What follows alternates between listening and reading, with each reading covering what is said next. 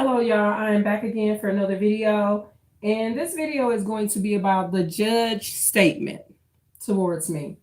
This was actually in a court of law, and this is something that a judge said to me. And the judge statement and others' conviction, not our conviction, my mother's conviction. So, this is what happened. I'm in a court of law, going into the courts. What I love about the Lord, y'all, and I just did a video about how this book destroys minds and lives, or this book destroys lives and minds. And what I meant by that was the Bible in general.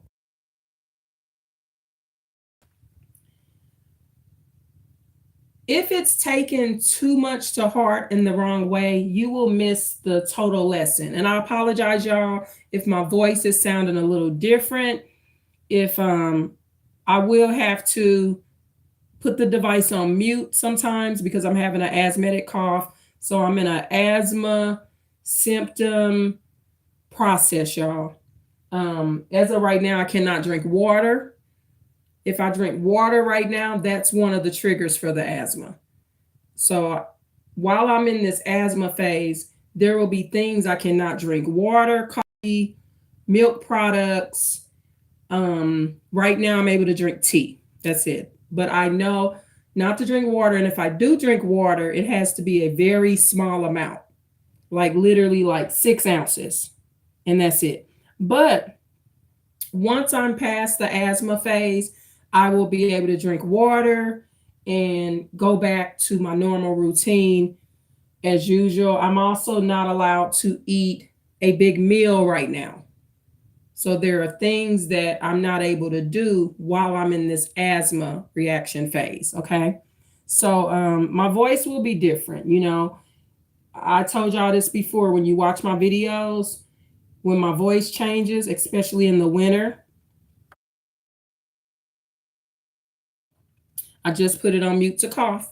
So, and, you know, just because someone's coughing doesn't mean it's a cold, y'all. Asthma is not a viral condition. Okay.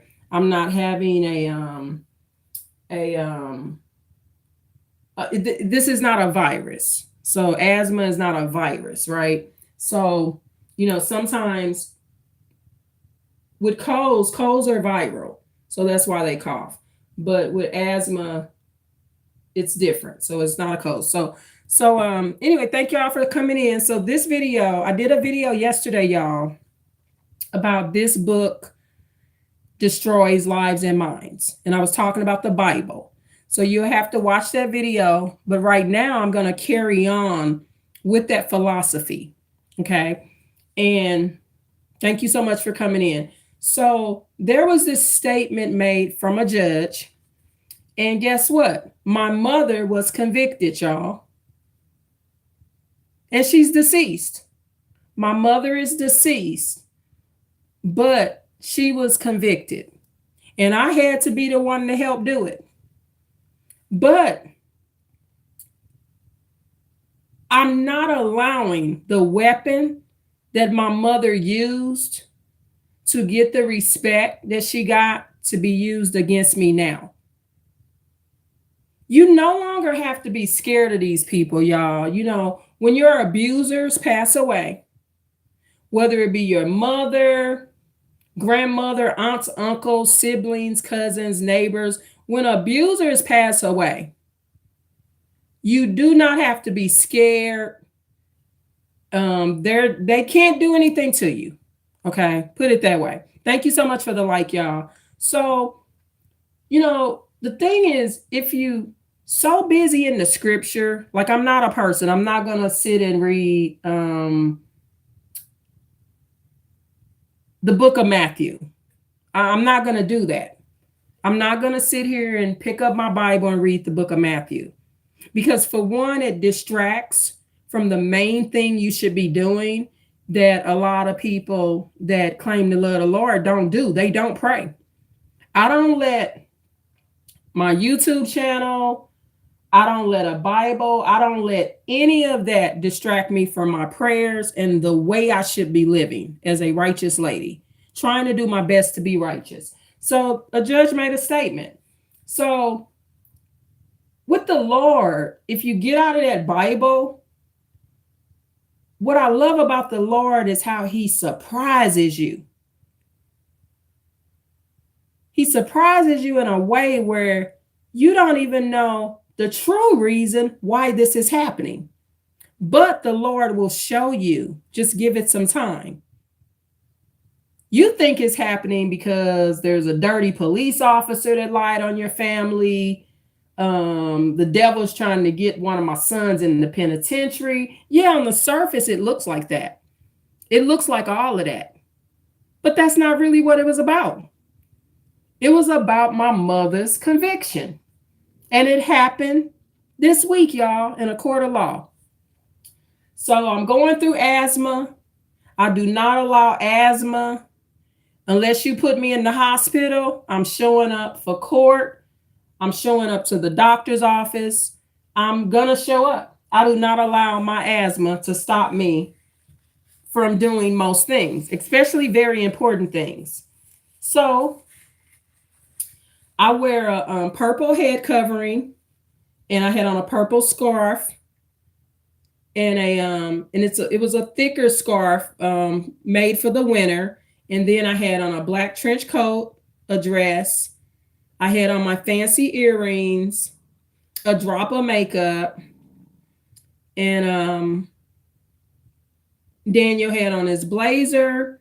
He had his dreadlocks, and Daniel wore a hair covering also. Okay. For the middle of his hair, not his total dreads. So we both had our heads covered. So the judge made a statement.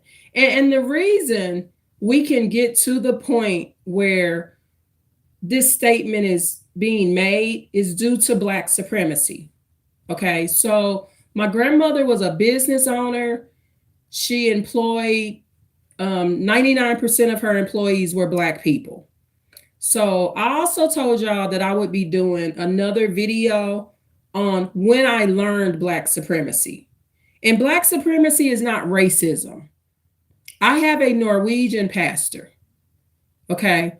Believe it or not, a lot of Black supremacists would not interact with certain elements of the Black race.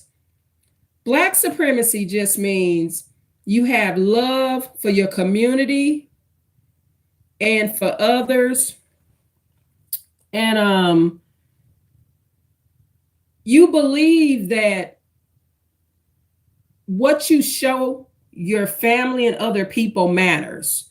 So the Black supremacy mindset, I understand that that's my kid. And as a Black supremacist and a mother, leave your Black kid in court alone. You don't leave your Black kid in jail alone. You in the same state with your child. You raise this child from day one. This child is under your roof. And this child wants you to be his mother. As a Black supremacist, I don't leave my children that want a mother out to dry. Now, a Black supremacist understands that if you don't want me and you don't love my Black ass, I can leave you alone too. I don't care if you Black. A Black supremacist will be able to accept you are white supremacist. You Black, but you love white people more. You think you white. So Black supremacy will help you get things done. It's the motivation that my grandmother had to be a business owner, to keep her grandchildren. That was the motivation right there. And I told y'all I will be doing a total video on the age I was and how I became a Black supremacist. A Black supremacist is also someone that does this. I knew from a very young age I would not have any children by white people. A Black supremacist, I do not have children by white supremacists. Because white supremacist is who produces biracial children. White supremacists and black supremacists get along very well. They are very beneficial to each other because it's not racism. I didn't say a racist. I didn't say I was a racist. Black supremacy is not racism. It's self love, self help, and you will be able to advocate and help your community. Okay, so the basis of why I even can get to this point to even get to my mother's conviction is my grandmother has to teach me Black supremacy. I have to see Black supremacy. Without me seeing it and understanding it, I would not be the lady that I am today. I would not have the courage to do the things I do. I would not have the courage to advocate, speak to judges and lawyers. All of the things I've done in the community to be an advocate and to be part of politics here and there to help with certain causes, even through volunteering. A Black supremacist, we don't need to get paid for it. Okay? You pay it forward. A Black supremacist understands that. So the judge says this to me, and my mother, she gets convicted. Okay, my mother is the one that's convicted. And this video means a lot to me because I just did the video on this book, Destroys Lives and Minds, and I will post that video in the description box below. So any video that I think will help you with this one, I'll post it in the description box below. So remember, on my lives, I will always have videos that may be relative to this video.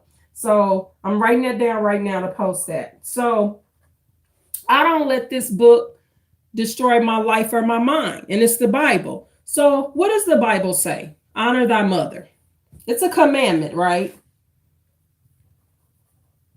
But it doesn't apply to all mothers in the way that you think. Okay? So I enter this courthouse. I don't know that my deceased mother is getting ready to be convicted. I don't know. I just know I feel blessed. I went in the courtroom restroom and I looked in the mirror and I saw my grandmother. I looked in the mirror. I said, this is something my grandmother would have wore. My grandmother, when she showed up for certain things, she had a lot of good taste. She had 3 ear piercings in each ear. I have 2 in each ear. My grandmother had 3 in each ear. My mother had none. My mother believed that the Bible was against piercings. Me and my grandmother wasn't caring about what she think about piercing. Me and my grandmother, I have 2 right now in each ear, and my grandmother had 3 piercings in each ear. And my grandmother would wear real diamonds. So my grandmother liked smaller earrings when she had her 3 piercings, and they would all be real diamonds, okay?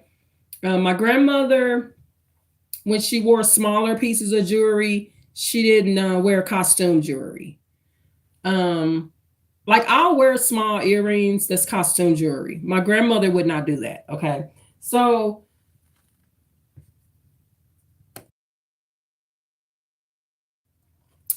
anyway, I'm in the court restroom and I'm looking at my purple thick scarf, my head covering. I feel pretty classy. I feel like I'm, ready for court. I'm ready to sit right there in the middle and speak and get this stuff straightened out. And I'm just curious to learn and stuff. But I have to show up because I love my son and I believe in Black supremacy. I already know. See, as a Black supremacist, I know that most parents do not show up, especially for Black males. Daniel and I have sat in hearings and we watch it. We watch them. Black male after Black male coming in there. No mother, no father, no auntie, no uncle, nobody in court. They just there to be hung, just waiting to be hung. So as a Black supremacist, I understand what the race is doing, what their weaknesses are, and I understand as a Black supremacist, I don't want to follow that pattern.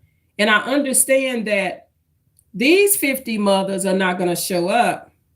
So it's very important that I show up because I need to show white supremacists that we still show up. Okay. So I'm in the court restroom. I'm thinking about my grandmother. She kind of crosses my mind because of the way I'm dressed. I'm like, well, my grandmother did teach me how to be classy and, look the part in a government building. So I'm not upset with my grandmother. I'm not upset with my mother. I wish they were still alive, but they're not. So I'm not even knowing what the Lord is getting ready to do. I'm getting ready to go under a major test. I am getting ready to be tested. And oh my goodness, if I would have failed this test, the Lord might have took me out of here within 24 hours. It was very important that I don't fail this test. So, when you're in a court of law, they notice that you're doing things differently from the other Black mothers. This one continues to show up. This one will not stop showing up. This one's consistent.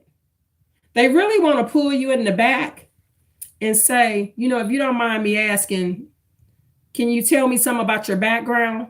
But I don't discuss that type of stuff in court. I discuss Daniel's background and the fact that his father was neglectful and didn't do right by Daniel.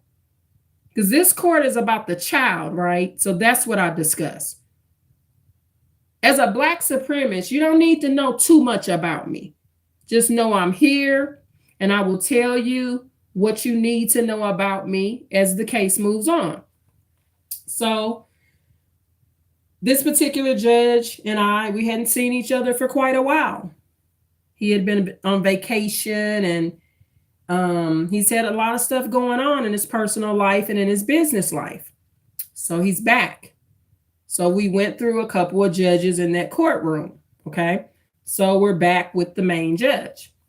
So I'm sitting in court and there's a lot that I've really worked hard to be very protective over my son. Okay. So before I finish telling the rest of the story, let me say hello to, hold on, Karomi Cutie RC. Hello, welcome to the live. Let me look at this name one more time. Karomi Cutie RC. Hello to you. Thank you so much for the like. And thank you so much for the comment. So I go into court and I wrote the compliment down, y'all. It kind of, it really touched my soul. So I put it in my notes, right? So the judge, I didn't know that this was going to come, right? I don't know that my mother is getting ready to be convicted. I don't know it. So the judge says to me, he says, before he said this, the prosecutor looks over, and I said this in another video, that people say I'm beautiful and it has nothing to do with the way I look. It has to do with my attitude and the way I'm behaving and the kindness. Because whenever someone tells me I'm beautiful or looks at me like I'm beautiful, it's right when I'm doing a good deed. I think from their perspective, I just look like a whole angel. Okay. So the prosecutor looks over and he looks at me. He gives me those man eyes. Like, wow, that's a beautiful mom sitting there. He says it with his eyes. He kind of does the up and down thing, kind of checks out my wardrobe. He seemed like he liked the class. How I was matching, and I could tell he kind of glanced at my jewelry. He just his eyes had a very complimentary, kind of like how the Italians would look at me, just like he saw like a beautiful black queen. But I think he admired that I'm sitting there because in this particular court, black mothers are not sitting in that spot. They're supposed to be sitting in that spot, but they don't understand black supremacy. So they don't come to court. As a black supremacist, my grandmother taught me, you never miss court. This is something my grandmother said to me when I was a child. She said, you always go to court, Irene. And I'm thinking, a lot of things my grandmother would tell me here and there, I thought she was out of her mind because, for one, I thought she was out of her mind because I'm not in court. Why are you telling me I always go to court? We're not in court for anything. I mean, she would go to court here and there for business related stuff, but I wasn't in any sort of court at that time when she said that. But that's one of the things my grandmother taught me was that you always go to court. So a lot of times Daniel and I, we would turn down Zoom court hearings. Some of the other court officials, they'll come on Zoom, but most hearings, Daniel and I, we never did Zoom. We always show up. You don't see us on Zoom. We show up. We're actually in the courtroom. Okay. So I'm sitting there. I'm looking at the laptop that's in front of me. The prosecutor's checking me out. I'm checking out who's all in there. I'm getting my notes together and stuff like that. And so I'm feeling pretty motivated, like I can do this. So the judge begins the hearing. And I noticed that my camera was off. So as a black supremacist, I don't like that. The laptop camera is not on because in black supremacy, we want to show the black faces. Okay, so I push up there because I'm looking at all the faces. I see one black face that's in there. Daniel and his lawyer, they keep their camera off, but for different reasons. And that will be normal in the defense. They would keep their camera off for different reasons. But I click my camera and I cut mine on. Now, from a laptop camera perspective, it's one of them things, that melanin kicks in. On this camera, I don't look high yellow. I don't look very light skinned. This camera makes me appear almost like a middle to darker caramel. It makes me look like literally caramel. If somebody were to see me on that camera, they wouldn't think I was high yellow or ever have been high yellow. I mean, the camera, it's right in my face. So it makes it, I look like kind of like Harriet Tubman, y'all, like a classy version of Harriet Tubman, because I'm not as skinny as I used to be. I'm looking at me in the camera and I'm kind of almost looking a little bit like my little sister and my grandmother. And I can see my mama in me and, stuff like that. So this camera from a camera perspective, there's no way you would identify me as anything but a Black American. Okay. From the way that camera was looking, you wouldn't even identify me as a mixed American or anything like that. The camera just say Negro. My lips look full. I got on a purple hair covering. I got on my winter type scarf, my black trench coat, and I look like a caramel color. This is the way the video camera on the laptop is making me appear. Okay. So it's making me appear a little darker than I am from my perspective. I don't care. It's still me on the camera. Okay. So I'm looking in this camera. So everyone else can see it too. The judge, the people that are on the screen on the Zoom. Everyone can see the camera. So the judge says to this, and I wrote it down. So the judge says, Miss Irene, I want to say this to you. Okay, because keep in mind before he says it, the Lord is testing me. So I got to be careful not allowing that book to destroy my life and my mind.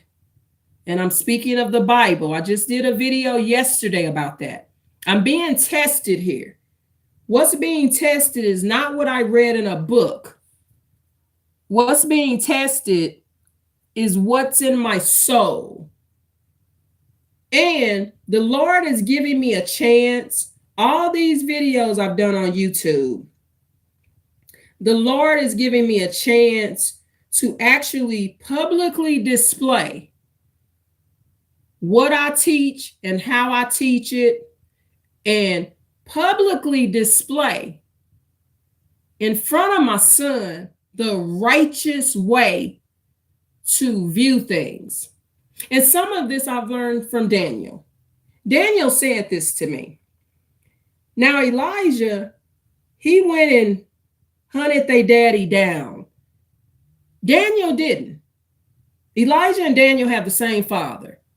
Elijah hunted him down, tried to reach out to a neglectful predator. Daniel didn't. This is what Daniel did. Okay. Elijah had one way of reacting. Elijah hunted the predator down, seeked out a deadbeat father. Elijah got himself hurt. The man won't even talk to him on the phone anymore. Elijah allowed a deadbeat, neglectful predator to dump him off once again. Their father reached out to Daniel and me, sending Facebook friend requests, all this stuff.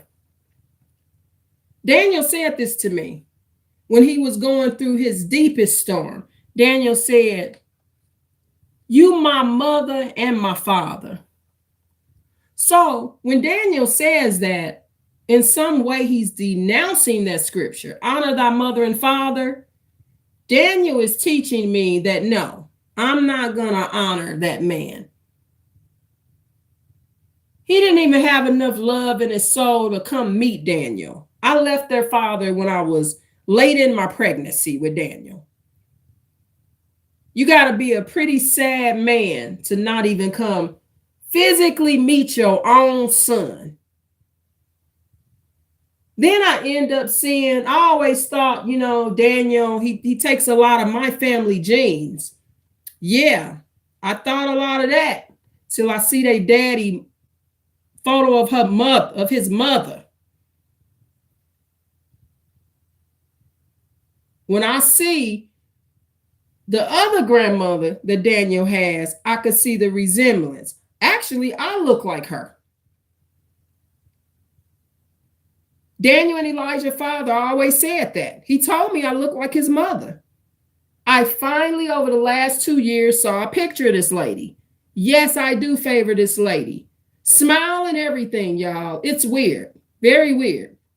So if I look like Daniel's grandmother on his father's side, it's just all mixed in, I guess.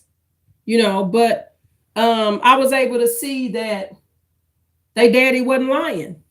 He always said I look like his mother. And lo and behold, I do. And so, you just have to see the other relatives. I just always said, well, Daniel just look like my people. He does. So Elijah, my middle son, he reaches out to the deadbeat father. Daniel doesn't. So Daniel and I, we're not letting that book destroy us, which is the Bible. Honor thy mother and father. And see, those scriptures in the Bible, there's not enough detail to it. It's not an actual manual, right? So it doesn't say, well, if you're 4 years old and your mother's trying to throw you off a building, It doesn't apply to her. Okay. The Bible is not filled with a lot of detail. It just gives you one bland statement: honor thy mother and father. Then it puts it as a commandment, which makes it very dangerous because it makes that a commandment. So many children, especially like children that are raised in like cults and stuff, and they won't leave or run off or tell or do anything because they're very brainwashed, and they're doing what that scripture says because that's what they're brainwashed to do. So I'm sitting here in court. I turn the video on because as a Black supremacist, the video needs to be on because this is on record. So you need to know that, yes, these Black people do show up. Black supremacists, we understand records and how records affect the Black race. So I already know they all observing the attorneys because I sit in the hearings. Daniel and I have sat in the hearings. Even the other minorities, their mama's not showing up neither. Okay. But I don't know why they're not showing up, but I know why a lot of Black mothers are not showing up, because they are on crack. And they got just as many warrants as those kids. As a Black supremacist, I already know why my people are not there. And they in jail too. I can't show up at my hearing at my child's hearing if I'm in jail. I'm in the adult jail while he's in juvenile detention. Okay. So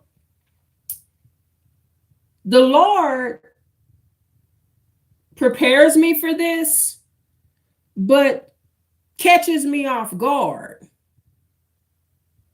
Because now I gotta, in a passive aggressive way, because the judge is also, when he makes this statement, and I have a video on passive aggressive language, y'all, and a playlist. When this statement is made, when someone compliments you, they also can be passive aggressively wanting to know why you're this way. Why are you different than the other Black mothers? You don't come here on crack. You always show up. Why are you different? So the way this judge finds out why I'm different and my background, because he's been wondering it for 2 years, he compliments me. I sit in the middle. He looks me right in my face. He looks down and towards me.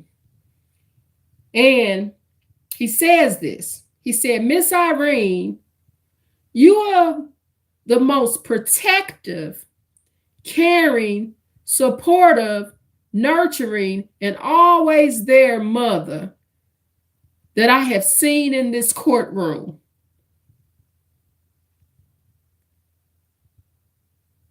I was in a whole state of shock.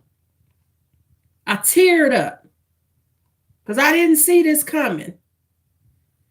I didn't see this coming. And I am protective. I am protective. That ain't no lie. I had my son put in protective custody. See, I watch, I know the world, right? I know what them demons would do to my baby in that, in general population. What them demons in jails and prisons could do to my baby in general population could have me kill a bunch of people. So I am protective. But the judge, he thinks I'm caring, supportive, nurturing, always their mother. He said, you are the most out of what he sees come in that courtroom. So I tear up because as a Black supremacist, I understand that he's not comparing me to white women. He's comparing me to exactly what he sees on the screen. The video shows a caramel complected lady with her head covered, with some full lips, with an accent, looking like my grandmother. I look like a more improved version of Harriet Tubman. And I consider Harriet Tubman a clean, classy lady. But in that camera, that's the spirit that came off, like a Harriet Tubman / my grandmother, with some of the spiritual elegance that my mother could have prayed for me and has prayed for me. But when the judge says this, passive aggressively, he's been wanting to know more about my background, because he has been wanting to ask me, but you can't ask advocates and parents certain things. You have to be careful what you ask because it may not apply to the case. But I just keep showing up. So the judge wants to know passive aggressively, because I understand passive aggressive language. I'll put that video in the description box as well. Passive aggressively, the judge wants to know, when he gives me this compliment, his eyes say to me, why are you that way? He wants to know why. So I'm tearing up because at that point, my mother was a very bad mother. Me and Tina wasn't calling her out of her name. We were very respectful. We was doing the honor thy mother thing. But our mother wasn't honoring or very appreciative of her girls, okay, which is my sister and I. So I'm tearing up and I said, Your Honor, I called him Judge by his name, right? I said, that means a lot to me, because I'm tearing up, but I'm trying to control myself. I said, what you just said to me means a lot to me. And he listens. And so he's listening to what I have to say. And I said, I'm going to tell you why. Okay. I didn't have a mother like what you described, Your Honor. Protective, caring, supportive, nurturing, always there. I didn't have that. That's not the type of mother I had. Because like I said, my mother's being convicted here. She's being convicted. But I did say this. I said I was raised by my grandmother. I was raised by my grandmother. That's what I told him. So see, my mother's weapon, that Bible she taught me, it does not apply, because she's being convicted, and you cannot let the Bible destroy your life. Grandmother has the word mother on it. Even when the restaurant was closing and was closed, my mother did not even come get me to provide me a fit home. My mother was very bad, very neglectful. And the Lord was testing me, because the judge want to know why I'm this way. Why are you so protective, caring, and supportive, and nurturing, and always there? It's because of my grandmother. See, my mother's being convicted right there. I am being judged by the Lord. The worst thing I could have did was excluded my grandmother and gave praise to my mother for her prayers upon me. That ain't the time for that, because I knew that the Lord was judging me. The Lord is also testing all this knowledge you have developed. You believe in me and you love me, Irene, but you don't really think all those scriptures are appropriate for a lot of situations. The judge was telling me what kind of mother I'm being, but it's not fair to gaslight the judge. When you're in court, they say don't commit perjury. This is a place where you're supposed to be honest as well. So see, if I would have gave any praise to my mother, that would have been lying in court. If I would have tried to gaslight the judge and bring up any good that my mother did, first of all, it would have gave the impression that my mother raised me. And that's a lie. She did not raise me most of my life. She was in and out of my life, and a part of my life she was raising me. But my mother's not protective. My mother was not caring enough. My mother was not supportive, nurturing enough, and she was not always there. And no one was making her be this type of mother. There was no court order. There was no foster care. Half the time, my grandmother was not available to like babysit. I told y'all in the last video, my grandmother wasn't the babysitter type. She was more hiring other people to do that, okay? Even when I was in high school and I was a teenage mother, my grandmother hired an African babysitter, Miss Janet, that was West African. She babysit my daughter, okay, while I was still going to school.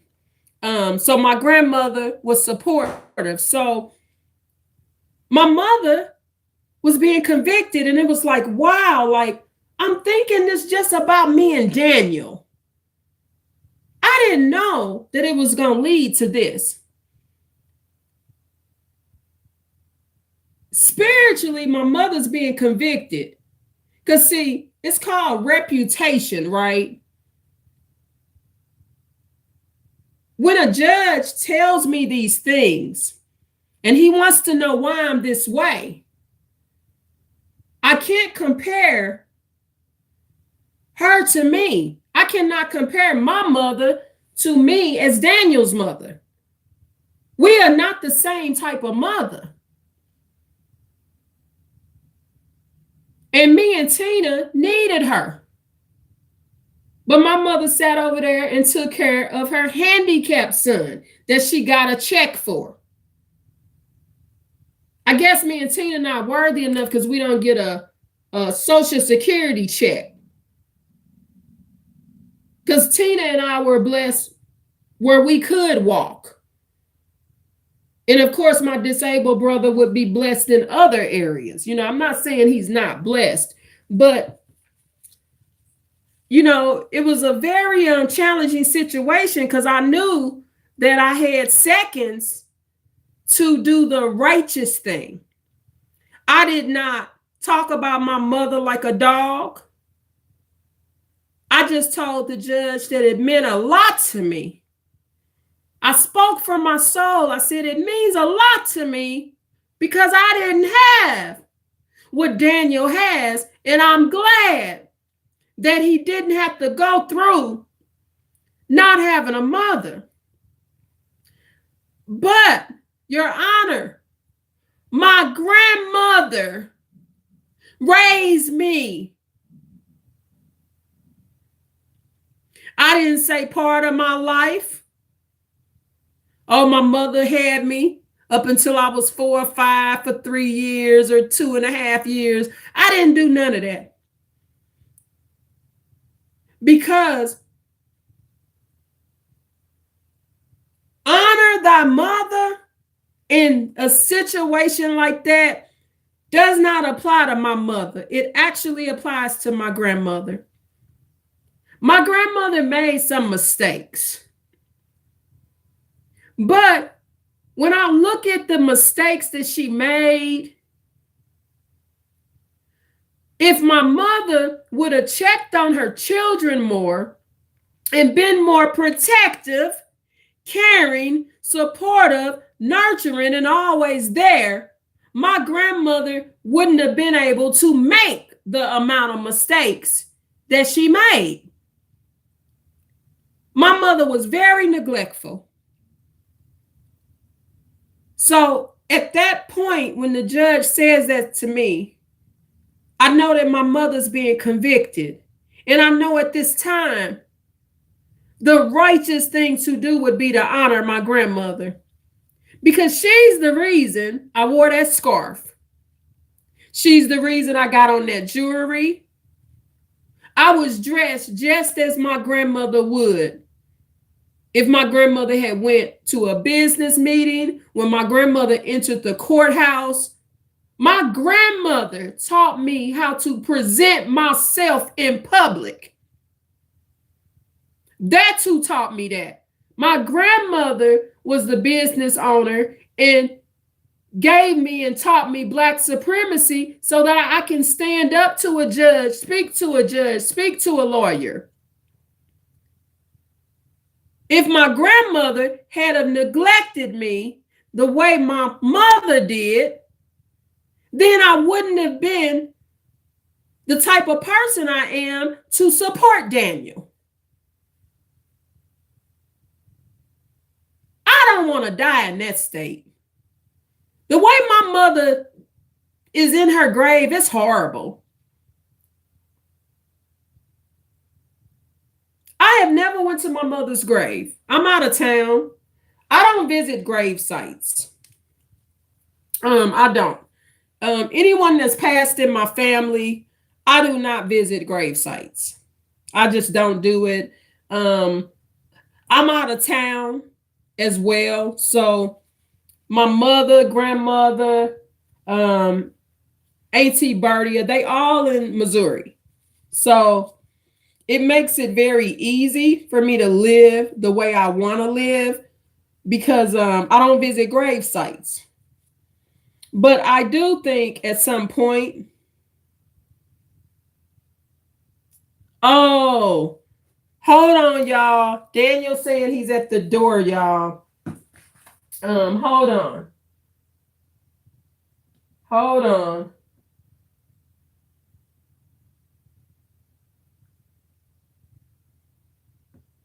I am so sorry. Daniel's at the door, y'all. Hold on just 1 second.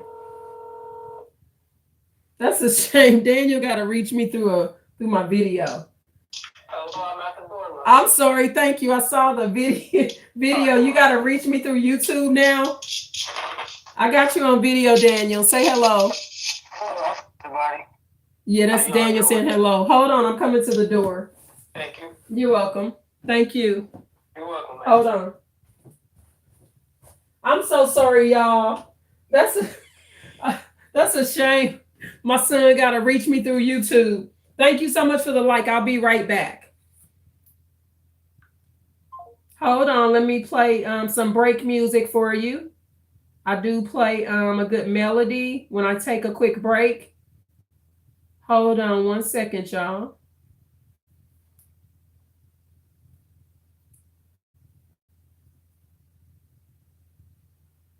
Thank you so much for your patience. Thank you so much for the likes, and I'll be back within a minute or so.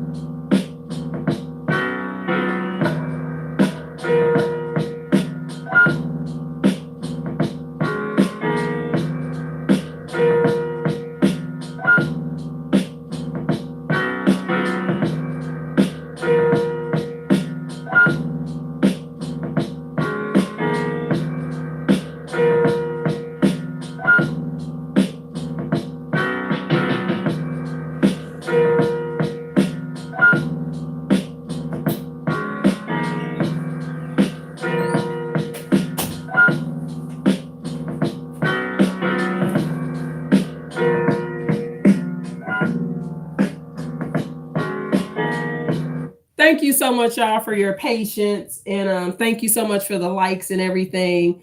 So, you know, the judge statement and my mother being convicted. So, see, in a situation like that, it goes on record. Okay. It's a record of it, and it's a spiritual thing. Um, it's very spiritual because what happens is your family is spiritually being convicted too. Court is much deeper than just who's on trial and this and that. And I've always understood that. Even when my mother was dying and my not my grandmother, my little sister was in her situation with her legal matters. I always understood that that was spiritual. And I always understood that I've noticed, people that was similarly or as gifted as my sister was, they were not in any legal trouble. Okay. And I talked about this in another video where Nell Carter, she's supposedly kind of like a cousin, maybe, or I'm not sure if she's technically a cousin to our family. There was some people saying she was our cousin, some people saying she's not. I don't know. Nell Carter, she was the actress. And when my little sister was very young, she wanted to take my sister with her. So when my mother was dying and my baby sister was in that legal situation, I understood the spiritual essence of court. See, some people, they in trouble and they getting in stuff because, for one, it's a part of the poverty trail. See, at that point, my grandmother's deceased. She had lost her restaurant. So when you go through the poverty cycle, being incarcerated is part of the outcome because you are trying to get your needs met. You're trying to get rent money. So there's a lot of illegal activities that can come out of that. So I've always understood the spiritual aspect of convictions in court. And I've always understood that it runs much deeper than just what's on the surface. I say this all the time. My little sister was not a person that ever should have been incarcerated. I truly believe that because my little sister has good sense. And if my mother would have tried harder, my sister would have never entered any jail. Maybe she would have went to juvenile hall a couple of times. Maybe, even kids that come from marital families where both their parents are married. But even then, you can have two parents that are married that are extremely neglectful and not paying attention to you. Okay, so I understood that my mother was being convicted, and it made more sense because, see, through her conviction, she's deceased. Through her conviction, I can heal more. So the judge passive aggressively, and I will put this video under passive aggressive language because I'm not hood and I'm not ghetto. And I'm not talking about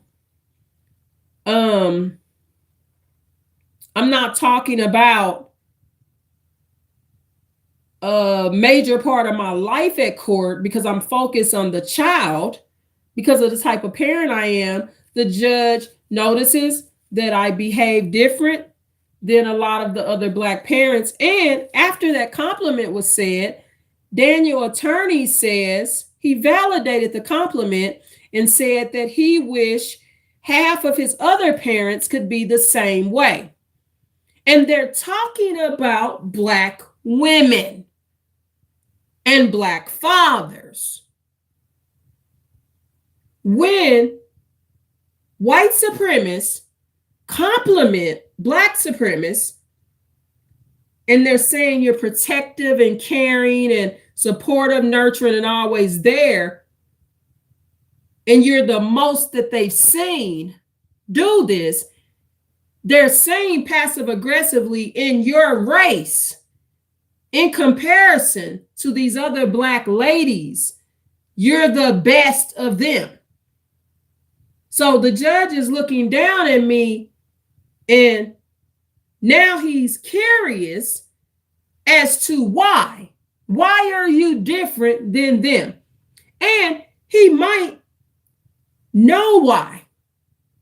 He might have thought to himself, well, maybe she had a very decent mother.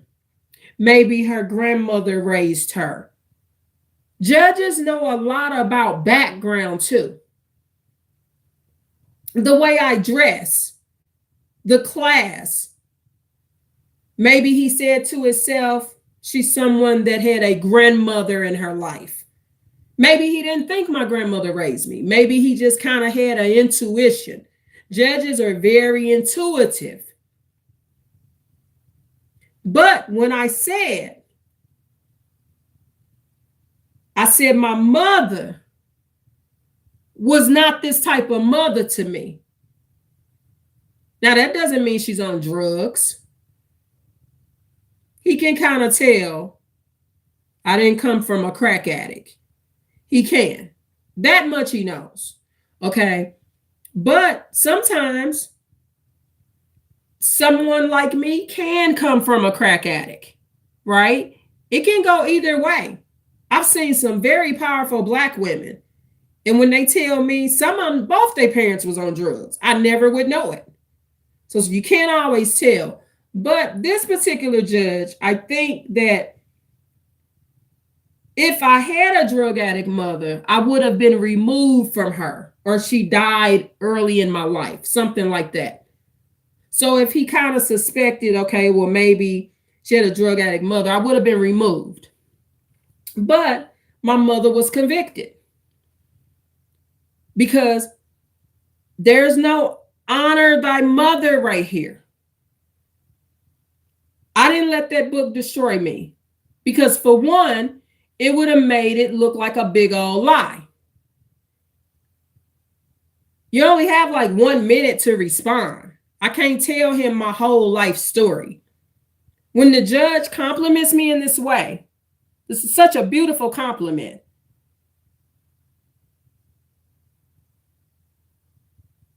You know, and one of my relatives would say to me, I'm a perfect mother. So I think that's about the closest. And I deny that. I'm not a perfect mother. I'm a decent mother. And this compliment from the judge does not say I'm perfect. I don't like being compared to being perfect because I'm not. It just says I'm doing a good job. I'm protective, caring, supportive, nurturing, always there. Now, within like 24 hours of getting this compliment, I was going through this asthma stuff and, you know, kind of like not in the best spirits physically because I feel sick inside. My lungs are sick, y'all. So I fight this asthma every year. I'm surprised I'm still alive, right? So only I can know what my lungs feel. So I wasn't in the best of spirits. You know, I'm thinking any day now I'll check out, right? And so Daniel was very comforting and kind to me because in a court of law, see, sometimes kids, they don't believe that you're that supportive or protective. Sometimes another adult has to validate that. So I think when the judge said this in front of Daniel, he made Daniel really understand what I'm doing for him and getting Daniel to understand it before I die.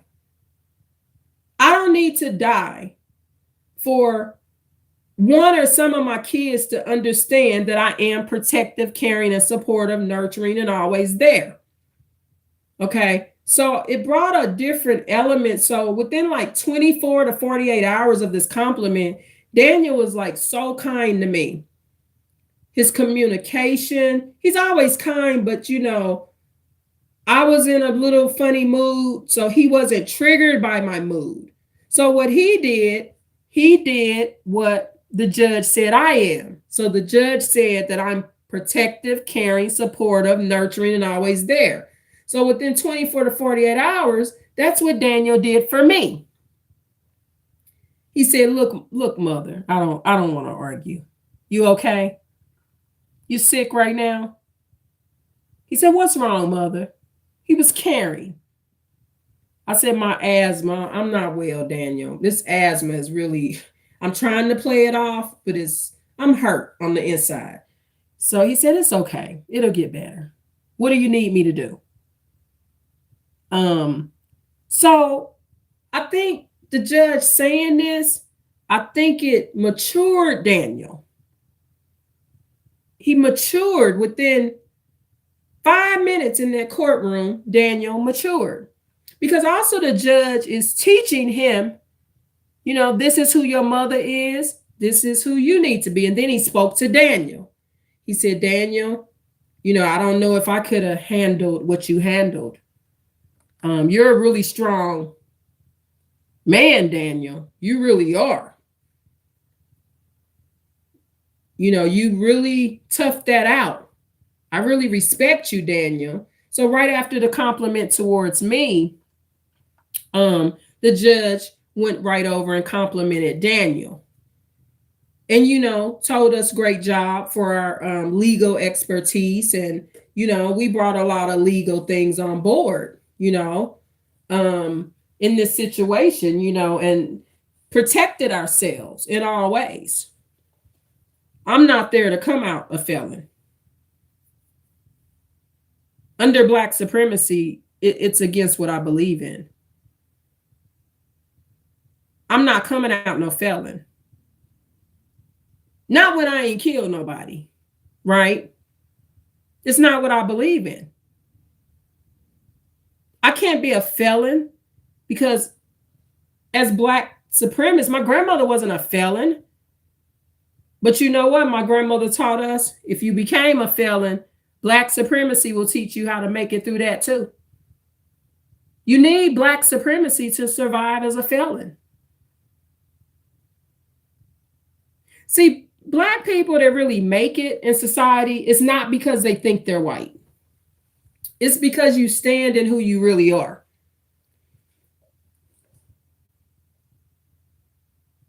The Bantu people, I ended up finding out that when my grandmother told me we was connected to Shaka Zulu, I ended up actually finding out that that's true. My grandmother used to say things and I'm like, she's just out of her mind, right? But the Bantu people, they cover their heads, okay? Some of them are covered. And when you look at photos of them, even going into court, Daniel lawyer says, take your hair covering off. Daniel had on a blazer. He was dressed nice. His dreads were hanging. It's our culture to cover our heads. It's actually disrespectful to be in court with nothing on your head. Just like the Orthodox churches. Remember, you couldn't enter church unless your head was covered. You could have part of your hair down, but that middle of your head was covered. The women and ladies wore veils over their faces and everything. But Daniel's attorney didn't want, the judge to say anything to him. The Black sister working in the courts, I used to be her property manager. She was covered as well. Her dreads are like down to her hip, and it's her real hair. This is not fake dreads on this sister. This is actually her real hair. Her hair grows very, very long. She's a caramel complected sister, and her hair grows very, very long. Her dreads are real. She was covered. Under Black supremacy, no one takes your culture from you. Culturally, like my grandmother said, we're connected to the Shaka Zulu tribe. They were warriors, not Christians. Those weren't Christians, okay? Now, if you want to be a Christian, that's fine. I'm not against it. I have a church home. I attend church. It's nothing wrong with that, okay? So this isn't to devalue church, in the right church. But if you're in the right church, they're not going to be teaching scriptures. The right church is not going to teach those bad scriptures. My pastor is not going to read that scripture that justifies men being jealous when they just think in their mind that their wife is messing around on them. Now, Fates and Gates will, that YouTuber, but my pastor is not going to teach that stupid ass shit in church, because my pastor don't want white and black men and Mexican and Samoans and Puerto Ricans and Cubans and Africans and Somalians in the freaking church shooting at each other after church. My Norwegian pastor actually wants a crime-free environment. So he don't teach that stupid ass scripture. The one that's saying why men act this way and basically shit, it's okay to do that shit. Ain't telling them to stop the shit at all. If a man thinketh that his wife is messing around and the Lord tells him that's what's happening, he can be jealous, and it's all from the Lord. Fates and Gates went over this scripture on his video about a black man that murdered his wife. But Fates and Gates institutionalizes and believes that women shouldn't teach. So if he believes that women shouldn't teach, he believes women should be killed too. Because when you believe I shouldn't teach, you basically think I should shut up and be an abuse victim. If I can't teach or talk or say shit with that silly ass scripture, that is the stupidest fucking scripture. It should not be in the Bible. It should not be saying any living being cannot teach, yet they're producing children. Pastor Dan, he doesn't go by that neither. My Norwegian pastor, ladies teach there. His wife is called Pastor too. That's more logical. A lot of what my Norwegian pastor knows, he learns from his wife too. So why can't she be a pastor? Why can't she teach? So I'm just talking about how Fates and Gates on his channel. Just keep in mind, don't fall for the crap. When men teach that women shouldn't teach, and they will be black males. They will be undisciplined, rebellious, unruly black males. I really don't hear white supremacists talking like that. You don't hear that from white supremacists. And remember, in this essence, I'm not saying racist. White supremacists and black supremacists are not all racist. Okay?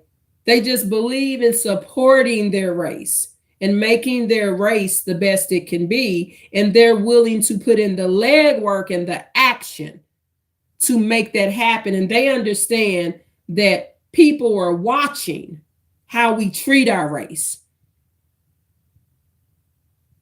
I'm not going to get my court meets met trying to be white. I'm going to get them met being a black supremacist and being myself and standing up for myself. Doing it the Harriet Tubman way. Presenting it like that. I covered too. All of Harriet Tubman's work she was doing, she had her head covered a lot of the time. You ain't gonna be grabbing her by her kinky hair and dragging her all across the field and shit while she's working. Sojourner Truth, Harriet Tubman, they covered their heads. It's the best position to be in case you get into a fight.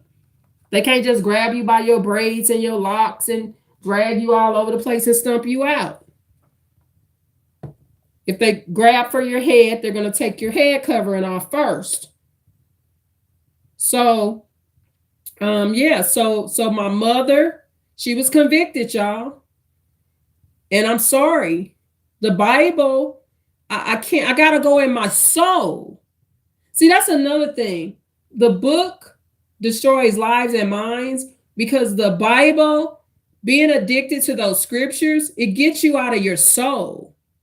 And you're in some other man's soul or woman's soul because that's what they believed. They believed honor thy mother and father no matter what.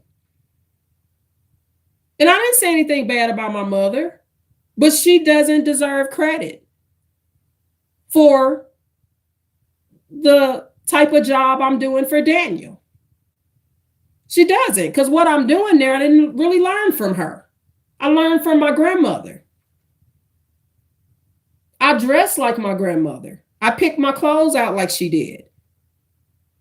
My jewelry was that of what my grandmother would have worn. My mother had very little to do with that outcome in court. All of that black supremacy and talking with the lawyers, I learned all that stuff from my grandmother. Sitting there watching her talk to lawyers and doctors and stuff like that. I learned that from my grandmother. My grandmother is who provided me a home and made sure I wasn't in the streets so that I'm not just another black crack mother. If my grandmother would have been as neglectful, basically not even knowing to provide a home for me, I might have been just like all the other black mothers, incarcerated and on crack. So my mother was convicted this week, y'all, from a gravesite. Can she watch it? I don't know. Oh, hello, Sister Sherry Mascot. Thank you for being here. I don't know. How much of the video have you heard, Sister Sherry, dear heart? Did you just get here or have you been here for a while? Huh, Sister Sherry? This is my ride or die, y'all. Been here since day one. So, Sister Sherry, okay, to give you a recap, I talk about my family history, and I'm even considering writing a book about, because this year I'm going to be exposing things that happened to me when I was young, good and bad. And, I've talked about the neglect. My grandmother was neglectful, when I was living with her. You can neglect someone and be living in the house with them, y'all. But I got this compliment from a judge earlier this week. And I was, I just did the video, Sister Sherry, on this book destroys lives and minds. And I'm talking about how the Bible does that. So basically, Sister Sherry and everyone, check this out. When my mother does not raise me my whole life, she gives me her weapon. Her weapon is that Bible. Honor thy mother. You just got here. Okay. So basically to recap, Sister Sherry, and you can watch the whole video from the beginning. So this is the recap video yesterday of this book destroys lives and minds. And I'm talking about the Bible. And I use this video, this little short video that Pastor R.C. Blakes did. And I did not agree with his treatment of this lady. So I did a reaction on that. So I did that yesterday. This week, my mother was convicted. She's deceased. So she's not being convicted literally, but the way I reacted, I had to make that book not matter much. See, honor thy mother and father doesn't apply for every situation. So the judge in court, Sister Sherry, said this about me. He said, Miss Irene, you are the most protective, caring, supportive, nurturing, always there mother that I've seen in this courtroom. So he's comparing me to other Black women. And I said earlier, Sister Sherry, I am a Black supremacist. I have been a Black supremacist, not a racist. I have been a Black, we always hear about white supremacy. People don't know about black supremacy. My grandmother was a black supremacist.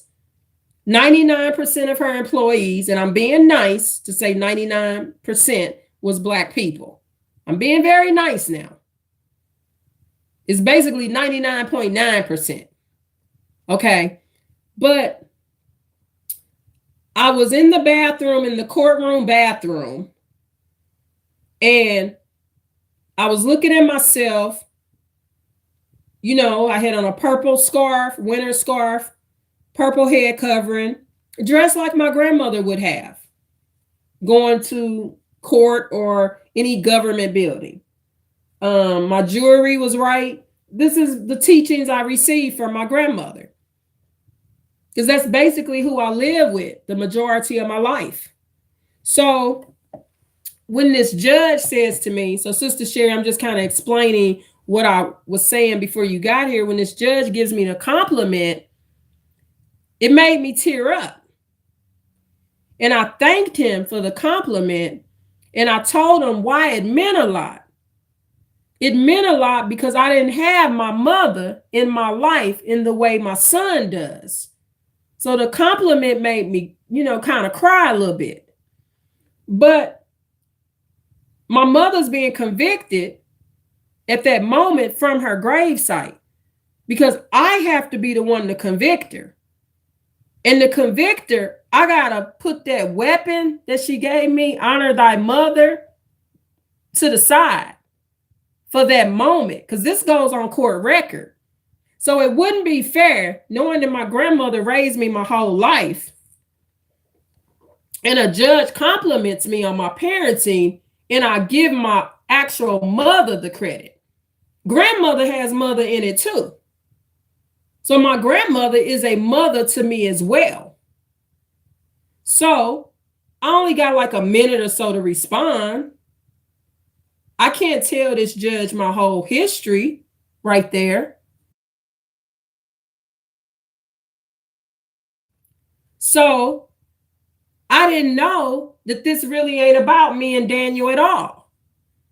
It's about my mother being in that grave site for decades and decades, and she leaves a legacy of not taking care of her girls, and she was not part of parental alienation. There was never a court order, CPS. No one was stopping my mother from being a mother to me and Tina. No one was stopping her. She didn't go through like a custody battle, a divorce. None of that did she go through. So it's not a lot of excuses for her. Okay, so when the judge gives me this compliment, I told him why it meant a lot to me. I spoke from my soul, not from a Bible. See, if I sit up and read the Bible every day, it can hurt my soul, because the best teachings are not in that Bible. The real lessons I've learned, I can't find that scripture. You got to find that by actually living life. The scripture was not going to tell me, when you go to court for your son Daniel today, your mother's going to be convicted, not you and Daniel. Scripture not going to tell me that. Not in that way. It's no specific scripture that's going to say it like that. So that's why I do my prayers, but I don't get too much in there. But yes, my mother was convicted from a gravesite, because now this is going to go on court record, and the legacy goes on record. So when this judge compliments me on the type of mother I am, I can't honor my mother right now, because she didn't do this. She didn't do this. She was not protective, caring, supportive, nurturing always, and an always their mother. She dropped in every blue moon and did it. Her biggest job was praying. That helps. But you got to provide a place for the child to live, right? She could have prayed all day long, and if she left us in the streets outside, we would have been drug addicts or alcoholics like other Black people. So my mother was not protective enough. She was not caring enough. She was not supportive enough. She was not nurturing enough. And she definitely wasn't always there. So see, in this case in court, Sister Sherry and everybody, I can't give a false family history. So check this out. If I would have said, because a narcissist would have did this, uplifted their mother to make it seem like they had a good mother as well. Thank you, Sister Sherry. I appreciate you, dear heart. So a narcissist would have sat there and lied and tried to make their family look good and said, yeah, my mother was praying for me and this and that, and not even mention their grandmother. Because the judge, passive aggressively, he's been wanting to know more about my family history. He did. So when he's telling me this compliment, he's saying, I'm the total opposite of the other Black women, is what he's saying. I watched it. I sat in court hearing after court hearing. It pissed me off. Daniel and I, we're part of the juvenile board now. We're helping fight for these other Black children that mothers don't show up. Daniel's helping now. He's a teenager and he wants to support and continue to support other Black teenagers because their mothers don't show up. It's sad that the kids want to help now because the mothers are so sorry. So, Sister Sherry, I hope this makes sense. You're a spiritual woman, so you will understand it. A lot of people won't understand the way we do. You are a spiritual woman. So we in court. I've been supporting Daniel in this matter for over a couple of years, fighting police discrimination, racism. I'm fighting all of this. Okay? Yes.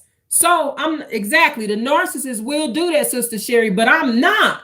I'm an empath. And you know how empaths are. We gotta put down that discipline.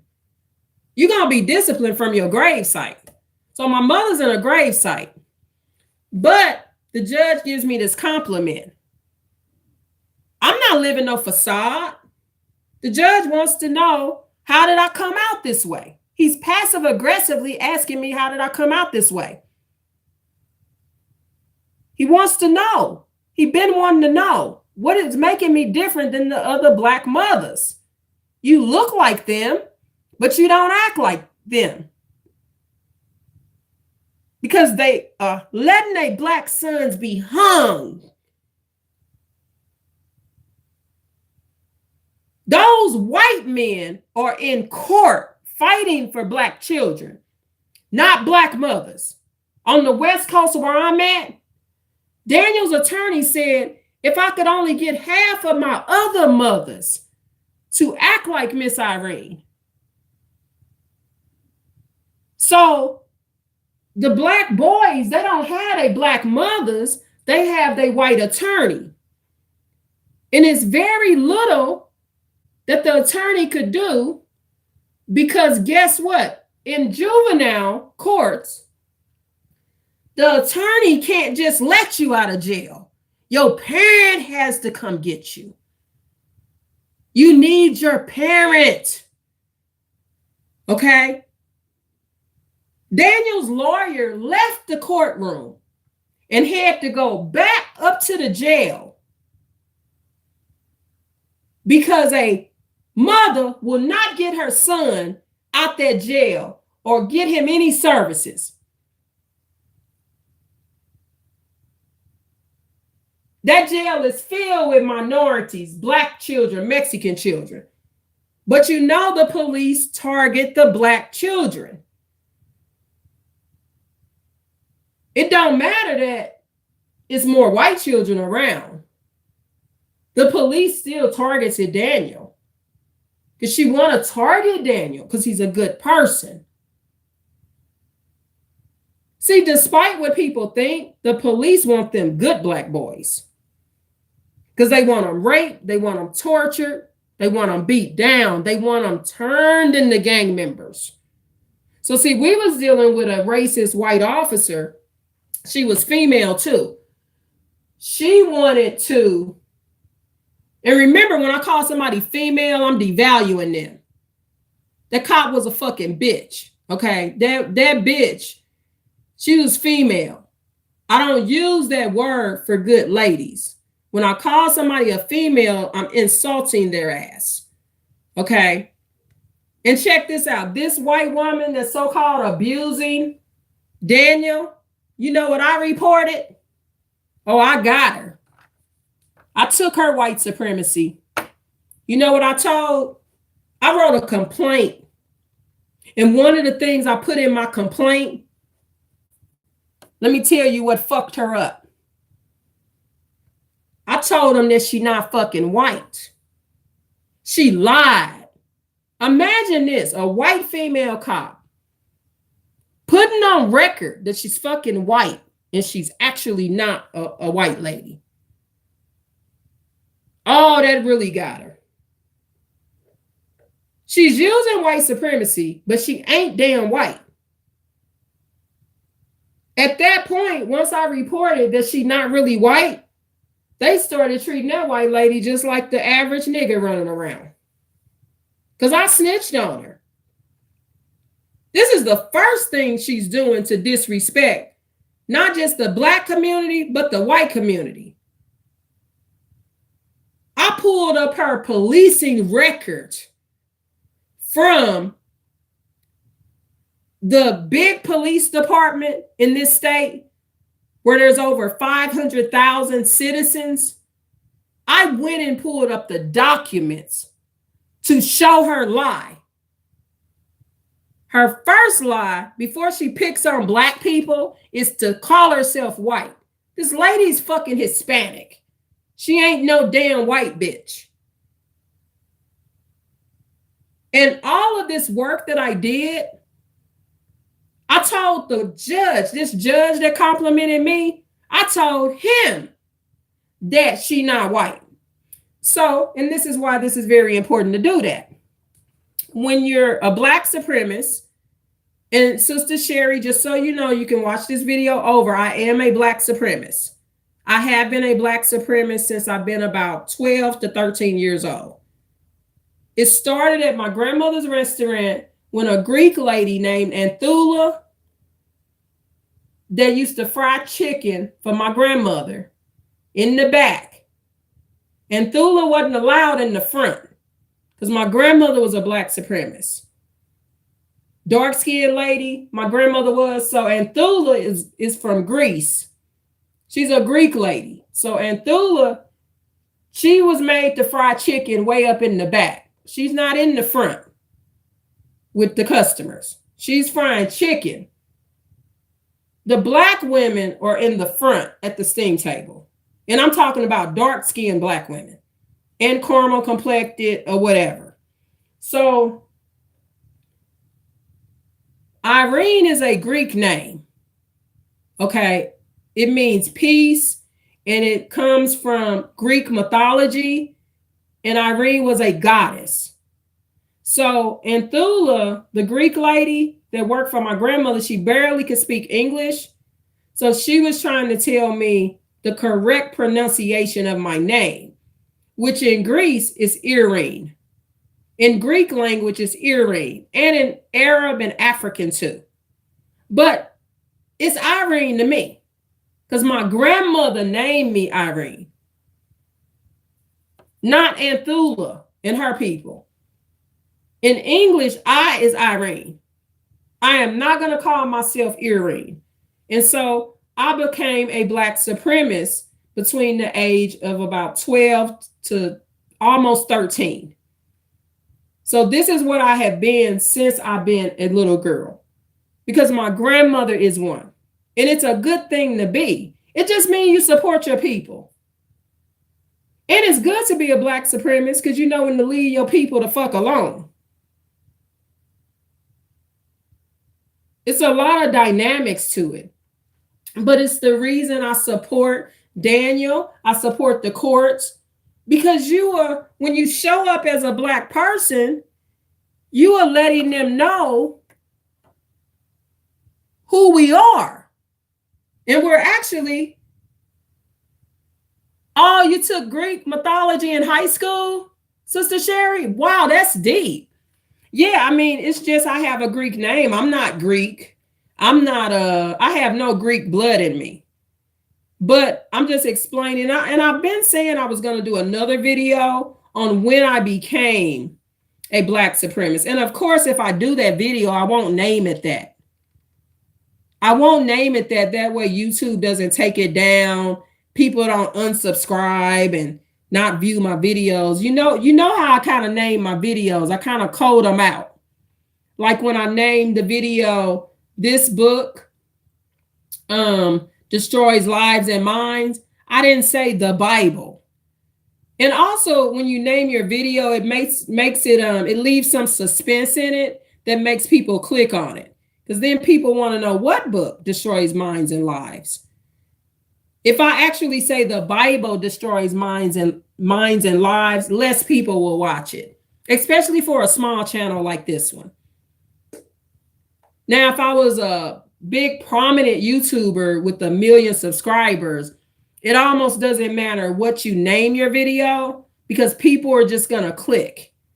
Like Timothy Ward, he can name his video, The Bible Destroys Lives and Minds, because people are going to click on it to watch it just because he's Timothy Ward. But for a small channel, I have to be a little more discreet and leave some suspense, and also protect myself from getting my channel banned, or I name it that to protect myself from even YouTube. Okay. So if I name the video, this is when I became a Black supremacist, then YouTube is going to be on my ass because they're going to say, oh, she's a fucking Black supremacist. And they may not really listen and understand what it is. So as a Black supremacist, who do I interact with? Other supremacists that are Black and white supremacists. I get along well with white supremacy. They accept me because we think alike. So they supporting the white race, I'm supporting the Black one. So we mix together because we're not racist. Remember, I didn't say racist.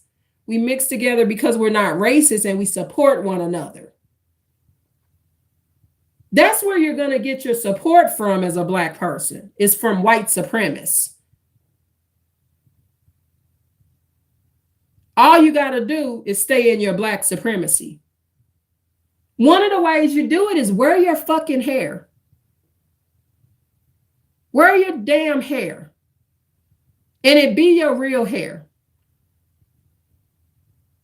I'll press my hair and stuff, but they can tell it's pressed. But it ain't going to be stringy straight. Sure ain't. I have to do that sometimes to comb it out. You know? But that's different than going and buying that white woman wig when I got hair. I used to wear white women hair on my head. I used to wear wigs and all kind of stuff. I just don't do it no more. Because it's not really Black supremacy to do that. And I got less respect doing that too. It pisses white people off. I was in the store one time, Sister Sherry and y'all, right? And I went in customer service. It was this real old white lady. Black woman came in, had on that white straight hair. I came in, I had my natural hair. The white woman looked at me and looked at the Black lady with the white people hair, and she complimented my hair. And the Black lady got mad because she feel like she should be complimented because she wearing white women hair. No, that white woman don't like that shit. Black supremacists didn't like it when white women started getting perms to make their hair look like afros. And white women stopped doing that shit too. Back in the day, white women was starting to, they would get perms to make their hair thicker and make themselves have an afro. White women stopped doing that shit because they wasn't getting the respect that they used to get. So the judge complimented me and my mother was convicted because I can't mislead the judge. Yeah, good job, Sister Sherry Mascot. Very good job that you wear your wigs, but you wear your natural hair. Very good job. It's very good for your soul too. Our hair is so beautiful. Go on YouTube and it's a video. Let me try to find it. It's right on YouTube. It's about our hair. Right? It's on the YouTube free movies. And it talks about, let me see if I can find it. It's a very good video. Talks about our hair. Hold on. There's also one about skin complexion too.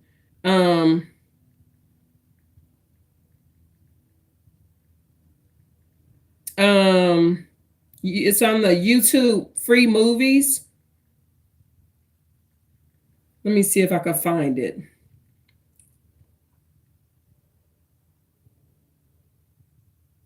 It's called Back to Natural. I think that's one of them. Hold on, let me see if this is it. Some of them you have to pay for. Yeah, so it's on the channel YouTube Movies, and it's right here. Yeah, this is it. So I'll put this video in the description box as well, but it's called Back to Natural, and it's one of the YouTube movies. So I'll add this to the description box below. Let me put that in my notes.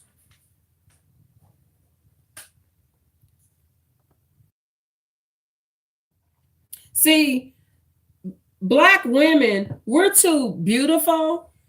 A couple of things we're too beautiful for: eyelashes and wearing white people hair. So it takes our beauty away. So this video, Back to Natural. And then there's another video that I love too.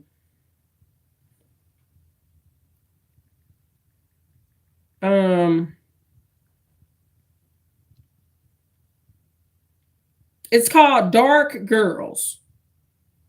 It's talking about dark-skinned girls. Okay, it's a YouTube movie. So I'll post that one in the description box too.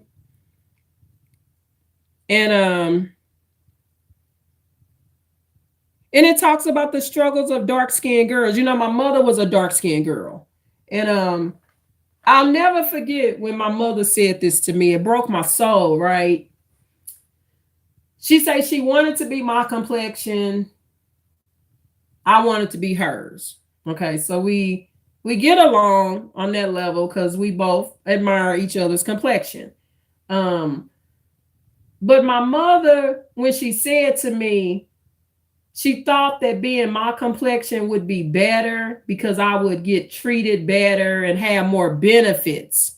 You're welcome, Sister Sherry.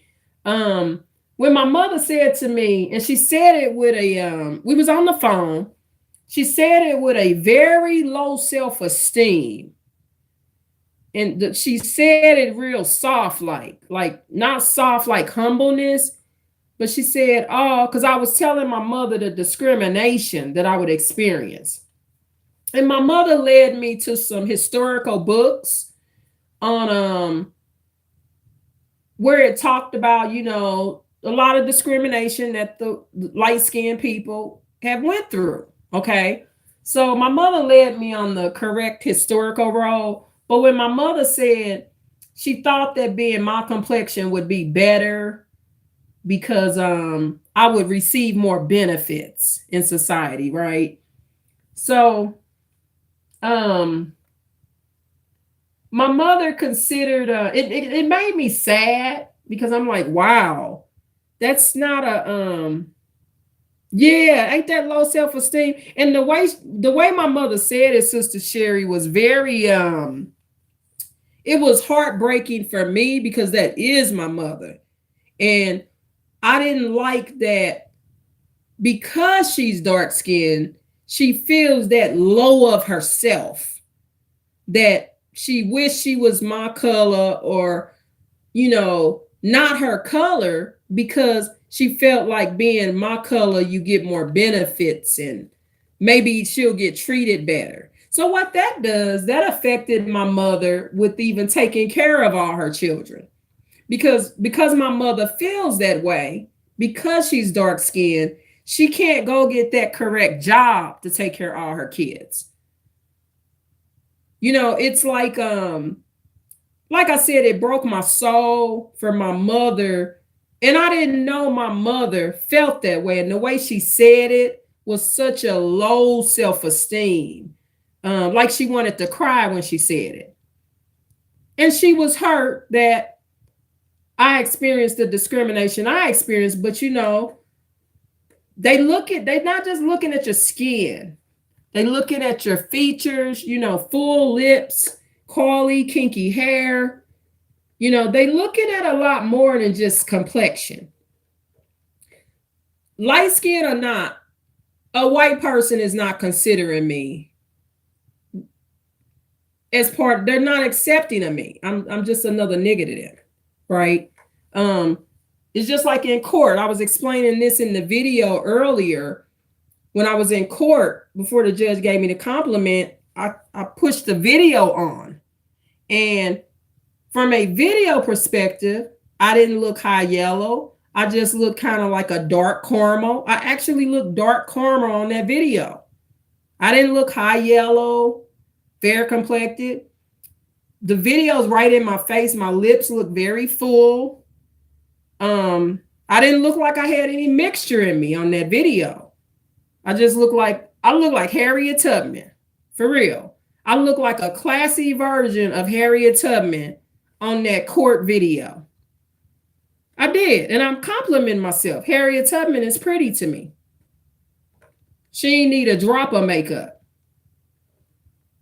So my mother was convicted in that courtroom this week because I thanked the judge and he want to know why I'm tearing up.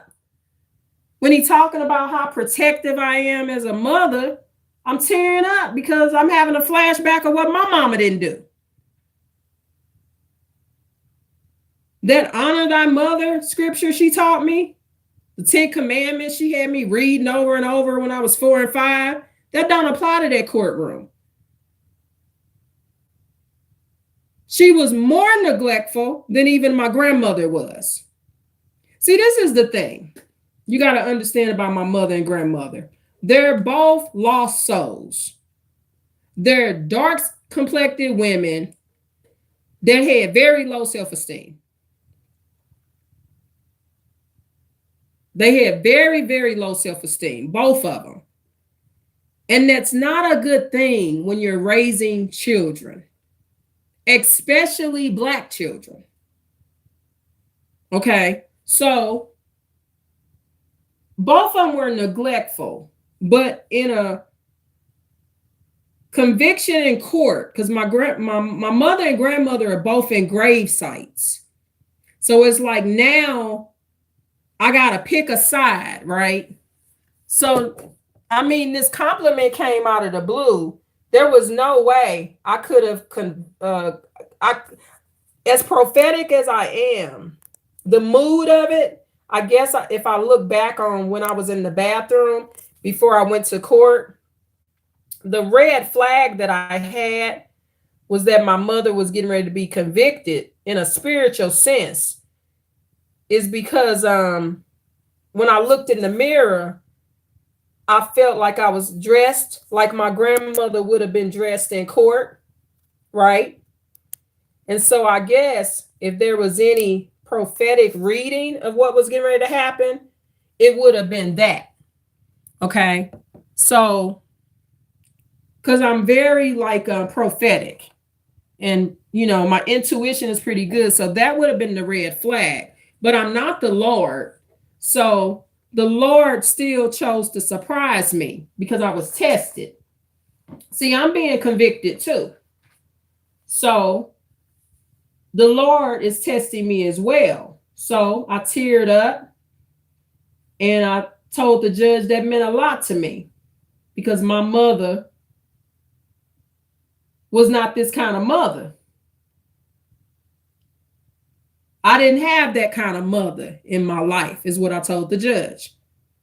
And I didn't. What he was describing, that I am the Daniel and my children, I didn't have that. I ain't lying to him.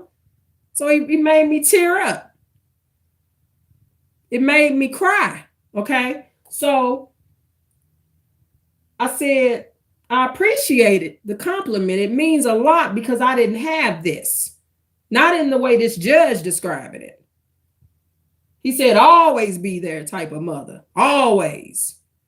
I can't say that about my mother. My mother wasn't always there. Okay. So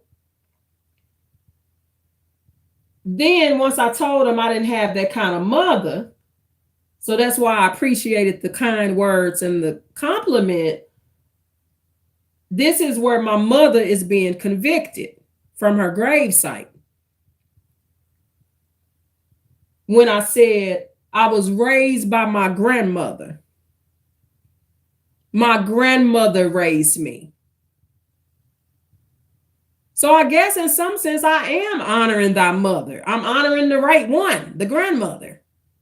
It's not my biological mother, my grandmother's daughter. I was raised by my grandmother. My mother's mother raised me, not my father's mother. I was raised by my mother's mother. Okay, so unbeknownst to me, my mother is being convicted from a gravesite. This is my mother's legacy. See, when you don't do right by your children, eventually it leaks out. See, my mother is not a black supremacist in the way that I am, so she didn't care. See, a person that's not a black supremacist would do shit like my mother did. Not be protective enough, not be caring, not have her kids living in the home, because she's not a black supremacist. So she don't care. See, I know that if I don't raise my children, the one, especially when they want a mother. Now, you know, I have a lot of diversity in my life. You know, y'all, I went through a custody battle and a divorce. Now, estranged children are much different. See, this judge healed me in this way too.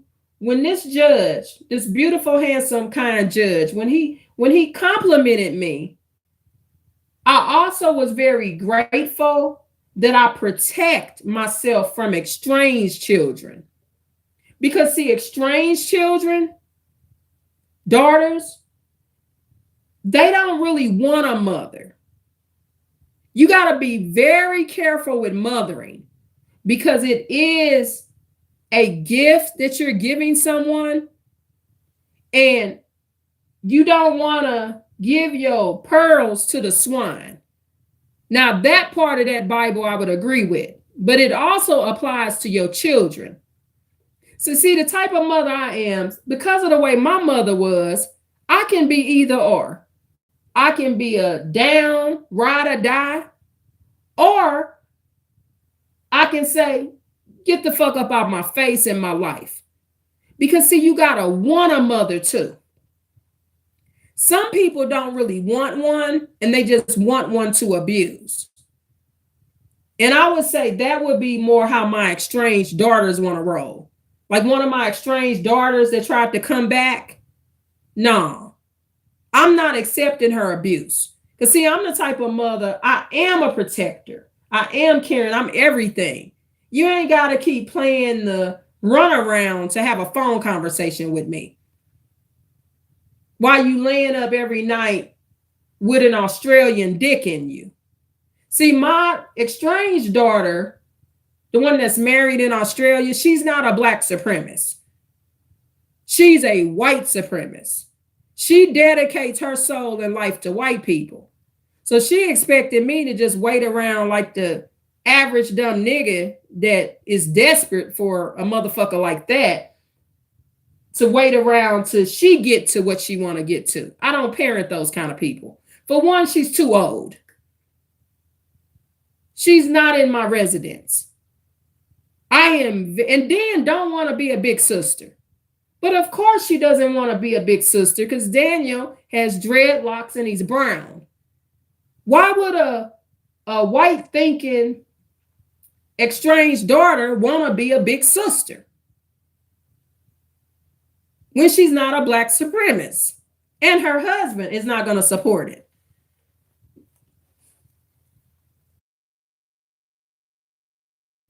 My estranged daughter, Australian husband is not going to say, meet with your mom and your black brothers. He's supporting white supremacy. So, sorry, y'all, my asthma. So when a Sister Sherry, I'm just explaining the difference of the children I have, because I have a lot of children.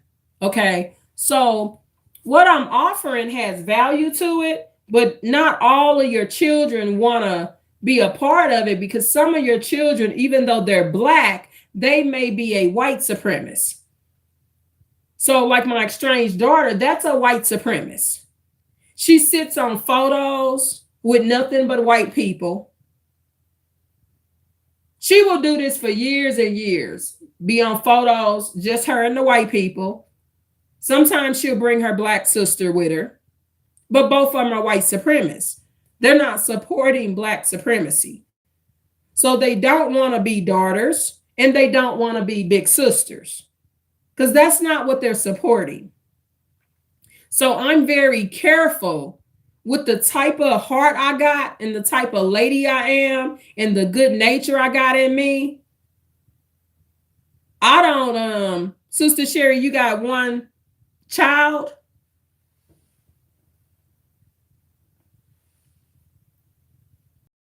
You saying you got one child?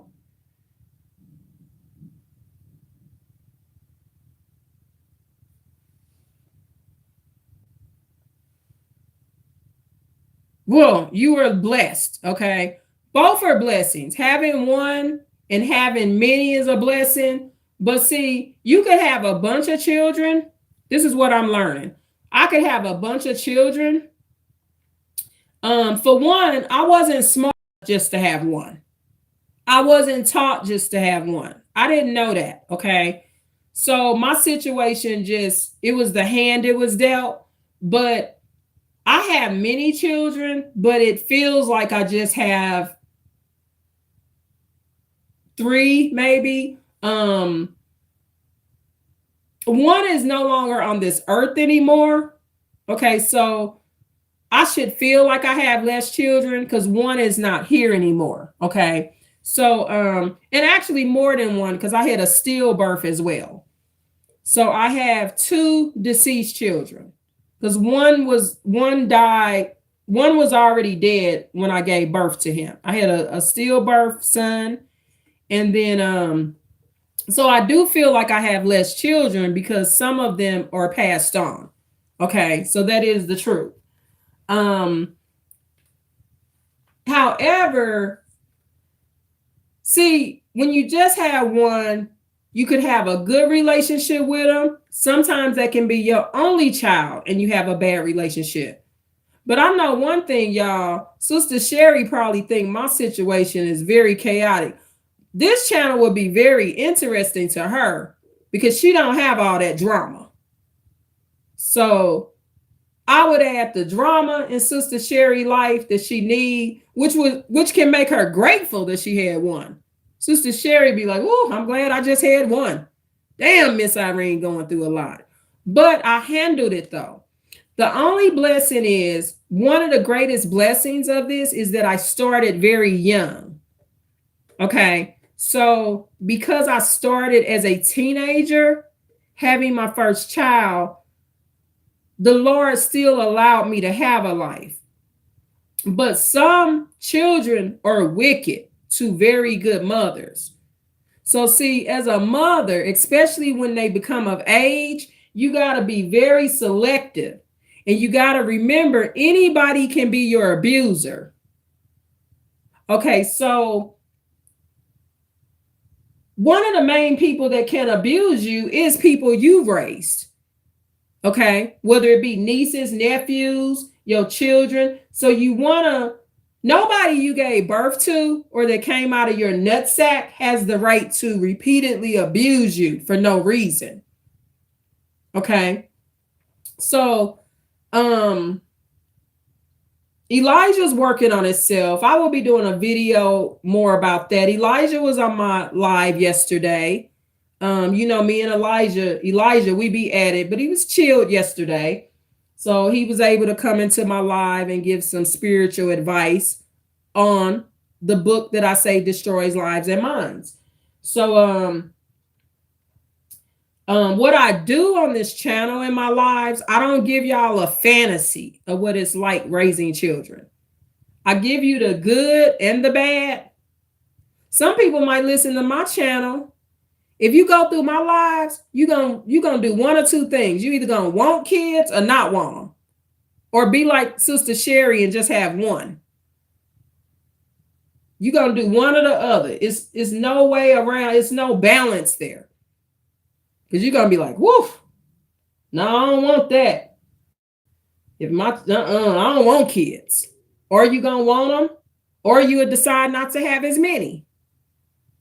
Okay. I didn't know what I was doing. So I just kept having them. And I'm responsible for them. If I have, because I'm a Black supremacist, and I'll explain to you what that is. It's just somebody that's supporting their own race. I made a choice. I knew I would not have children by white men or Spanish men. I knew I would only have children with Black men because I was a Black supremacist when I was 12 to 13 years old. That's when it began through the Greek lady that worked for my grandmother's restaurant that was trying to tell me how to pronounce my name because it is a Greek name. Irene is a Greek name, okay? And like Sister Sherry said, she studied Greek mythology. I haven't, Sister Sherry went to school for it, not just studied it.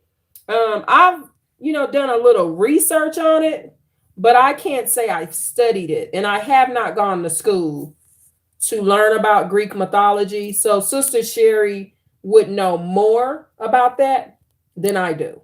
And I like that I learned that about her. I didn't know that about Sister Sherry. That's why lives are so important. When you do these lives, you can really learn a lot because you're getting to know someone better. Because I didn't know that about Sister Sherry. I sure didn't. So I'm glad to know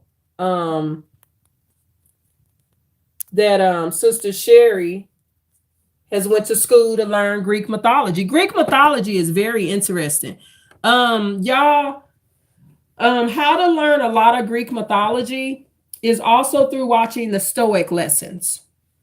Learning Stoic wisdom is so beautiful. Actually, in Stoic wisdom, which is somewhat a part of the Romans and Greek mythology, they followed some of Greek mythology as well.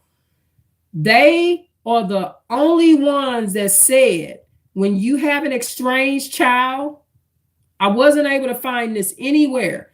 When you have estranged children and they choose to be away from you for all those years, the parent has a right not to accept that estranged child back. You got a child that won't let you hear their voice for 17 or 18 years, and they pop their entitled ass back up with their brainwashed ass, and they want you to kiss their ass. Stoic lesson says the parent has a choice, and it's okay for the parent to decide to reject that child. See, the Bible doesn't teach enough of rejecting children, but Stoic lessons frees you. Because Stoic lessons is not based on scripture from the Bible.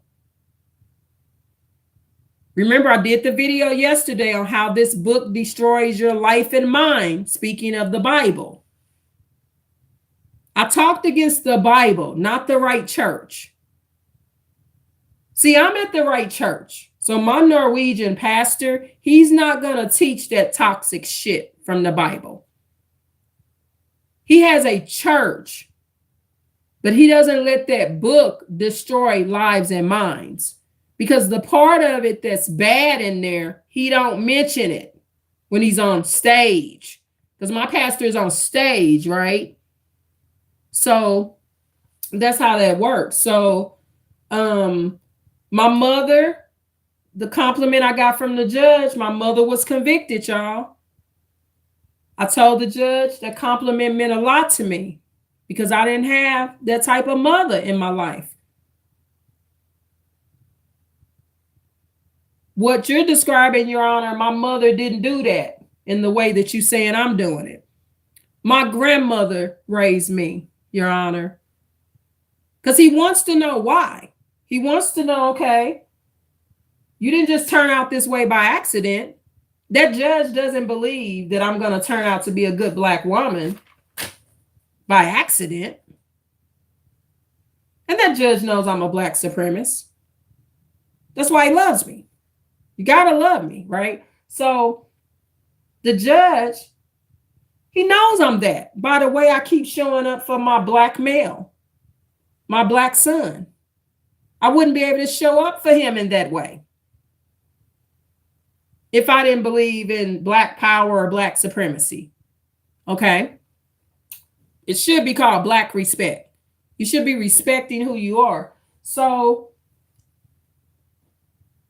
my mother was convicted from a gravesite.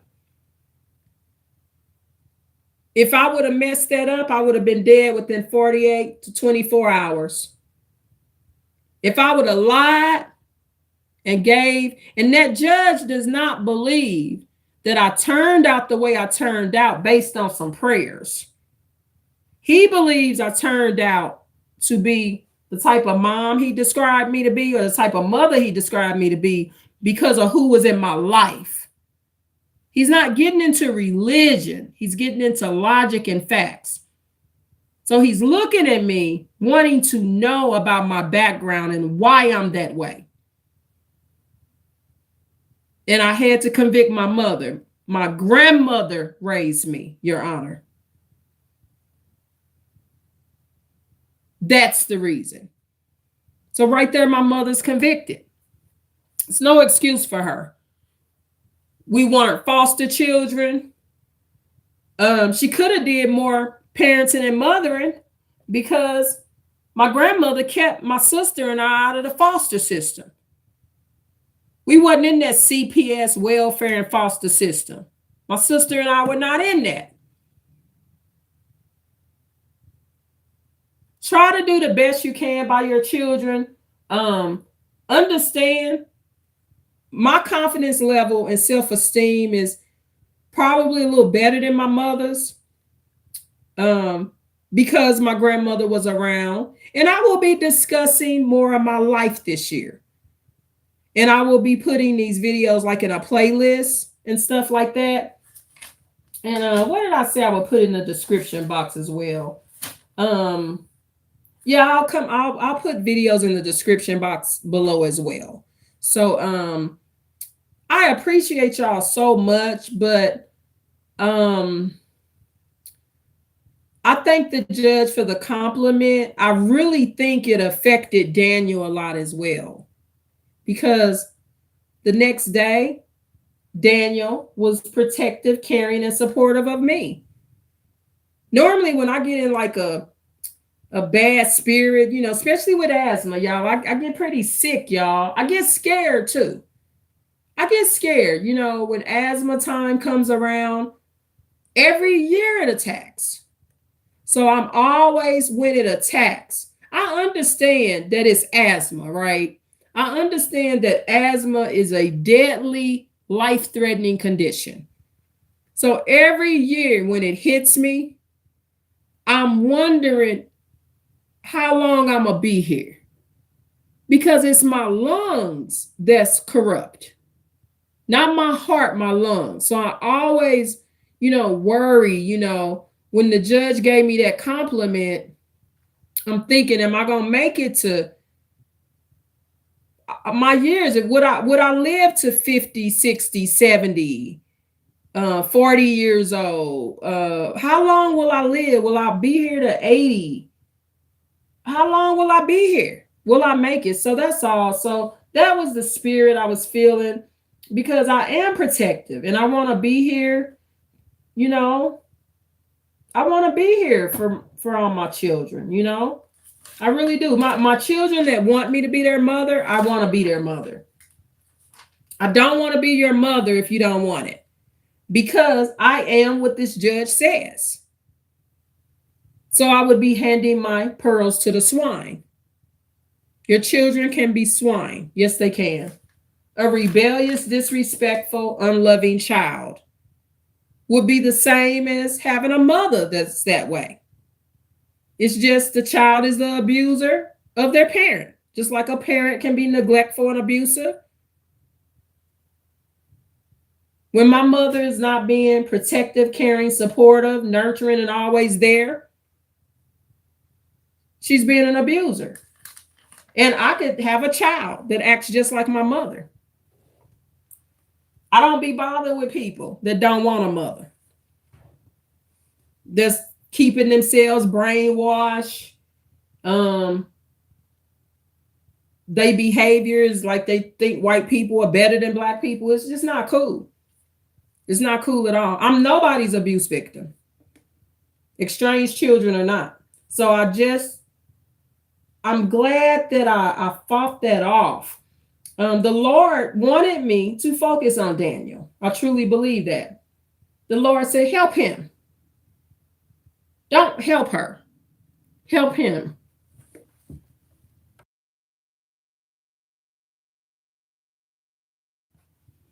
Asthmatic cough, y'all. I had to put it on mute. I done this several times throughout this video. So when you hear the sound like go out, I'm putting it on mute because of the asthmatic cough. Asthmatic coughs are scary because it's like what I feel in my lungs. And remember, it's not a cold. It's not viral. It's coming from a totally different source. Right now, I can't drink water. I can't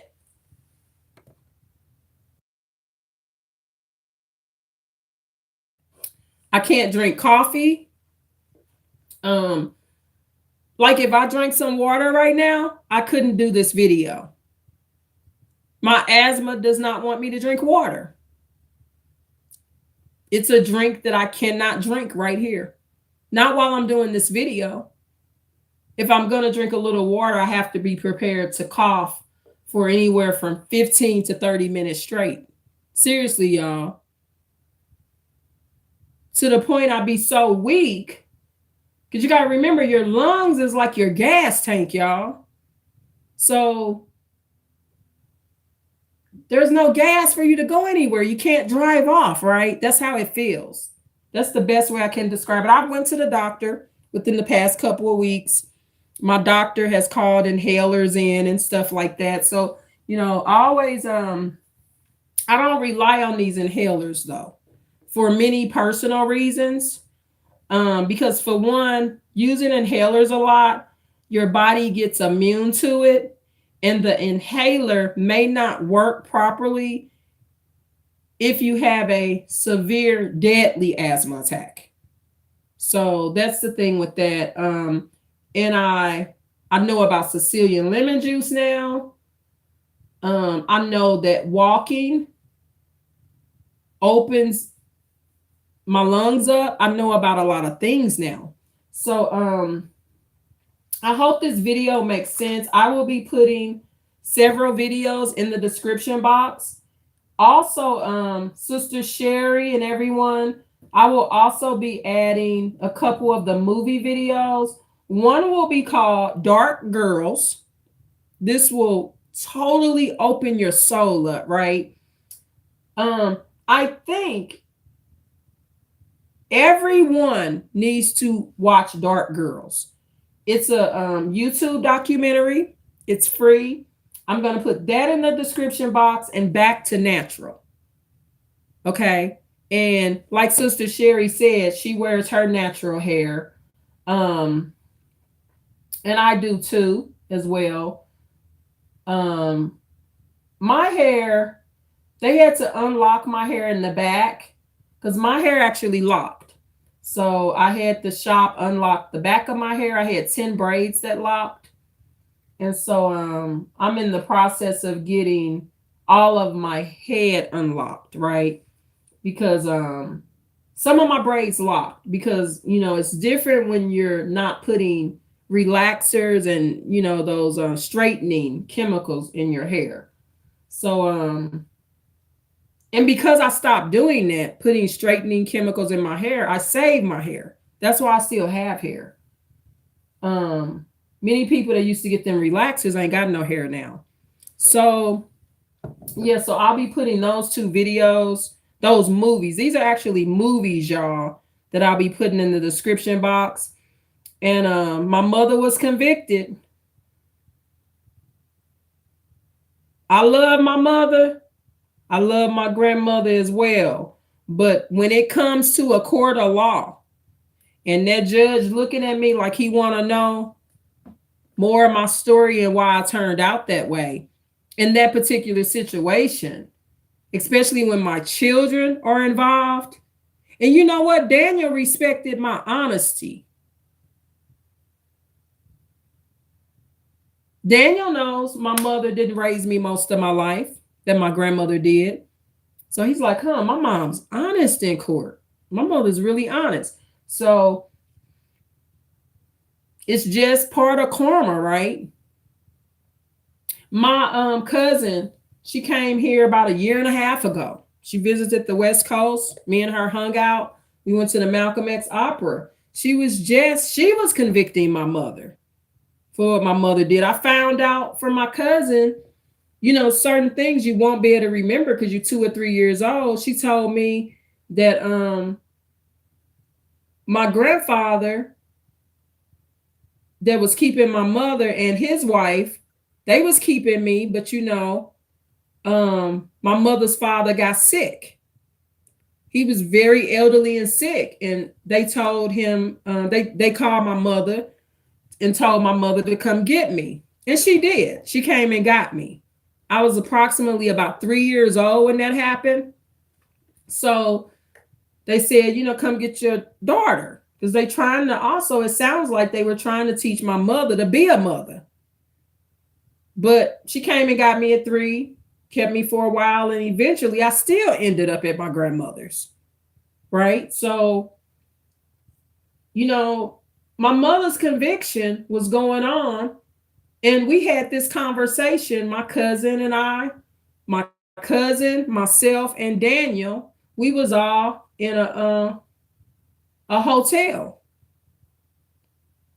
We were in a hotel room talking about my mother. My mother was being convicted right then, and it wasn't disrespectful.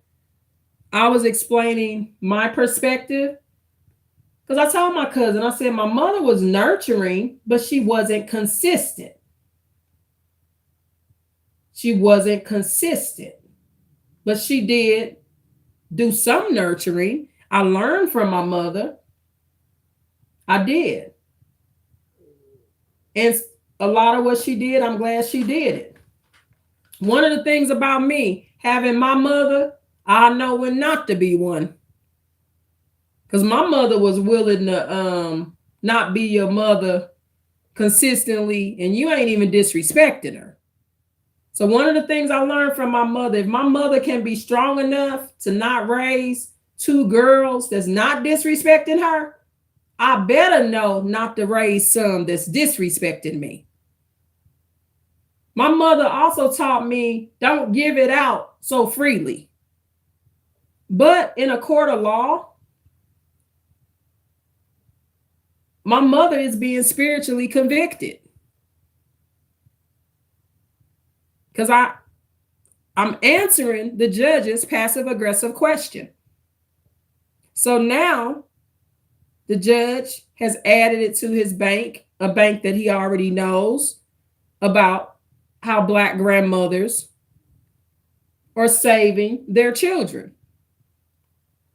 Because that judge, my response, he gives credit to my grandmother because I had to convict my mother. She's deceased in the grave, but she's being convicted. That goes on court record, y'all. So everything I said about thank you, Your Honor, this means a lot to me because I didn't have this kind of mother, that goes on court record. That's on transcript. It's on transcript and on court record that I said my grandmother raised me, Your Honor. That's the conviction right there. It's not even about me and Daniel. Me and Daniel are fine. My mother, the one that's in a situation, the Lord's punishing her for that. She's been dead and gone decades and decades. And I'm sitting in court with my children having to give the righteous credit to my grandmother. My grandmother told me one time, she said this, I'll never forget it. My mother's religious. My grandmother was not as religious. Okay. To be honest, religious people probably don't make the best business owners unless their business is their religion. So, like, for example, my Norwegian pastor, his business is his church. So he's religious, but he's a good business owner because he's utilizing his talent. But my grandmother said this to me. I was a little girl. She said, it's funny how your mother's Bible don't make her be a better mother. That was my grandmother's way of devaluing Christianity. And I just looked, I'm like, here my grandmother go again talking about my mama. But my grandmother was right. Her Bible did not make her be a mother.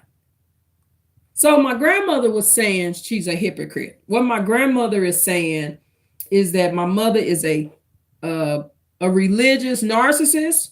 My grandmother is basically, in so many words, passive aggressively calling her a religious narcissist and saying she's a hypocrite because she's joined a religion. And even though the Bible says honor thy mother and father, it's still talking about the mother of Jesus and how Mary took care of Jesus. My mother told me that when I was born, someone at the hospital said that baby looked like Jesus. But that didn't make my mother take care of me. I guess my mother's saying, well, it ain't Jesus, so I'm not keeping her every day. I guess I would have had to actually be Jesus for my mother to think I was valuable enough to keep. I don't know. It's just not right. But the judge gave me the compliment and my mother was convicted from a gravesite. Be careful how you live your life and just make sure whatever decision you make, you'll be able to stand on it when you're in a gravesite. And this is why I don't tolerate abusers, right? I don't tolerate it because just not having your mother in your life every day, that's enough. I don't need extra abuse. I don't get myself involved in situations where I'm not wanted.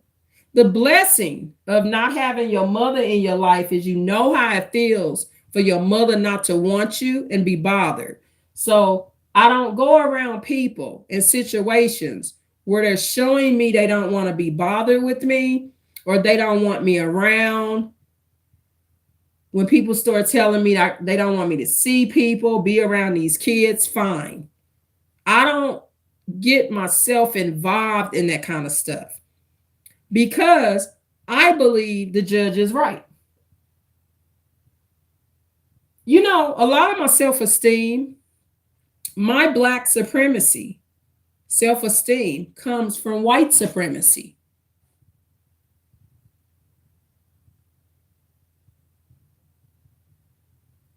Most black people won't be black supremacists.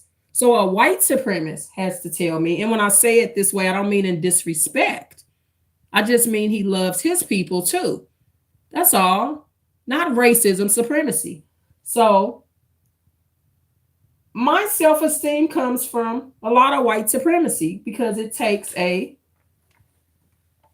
kind of melanated, I would say Caucasian man. He's a Caucasian man, okay? So a Caucasian man tells me that I'm protective, caring, supportive, nurturing, and I'm an always there mother. The average black person won't tell me this. They might be jealous of it. Some of them. They will. So this was the judge's statement towards me.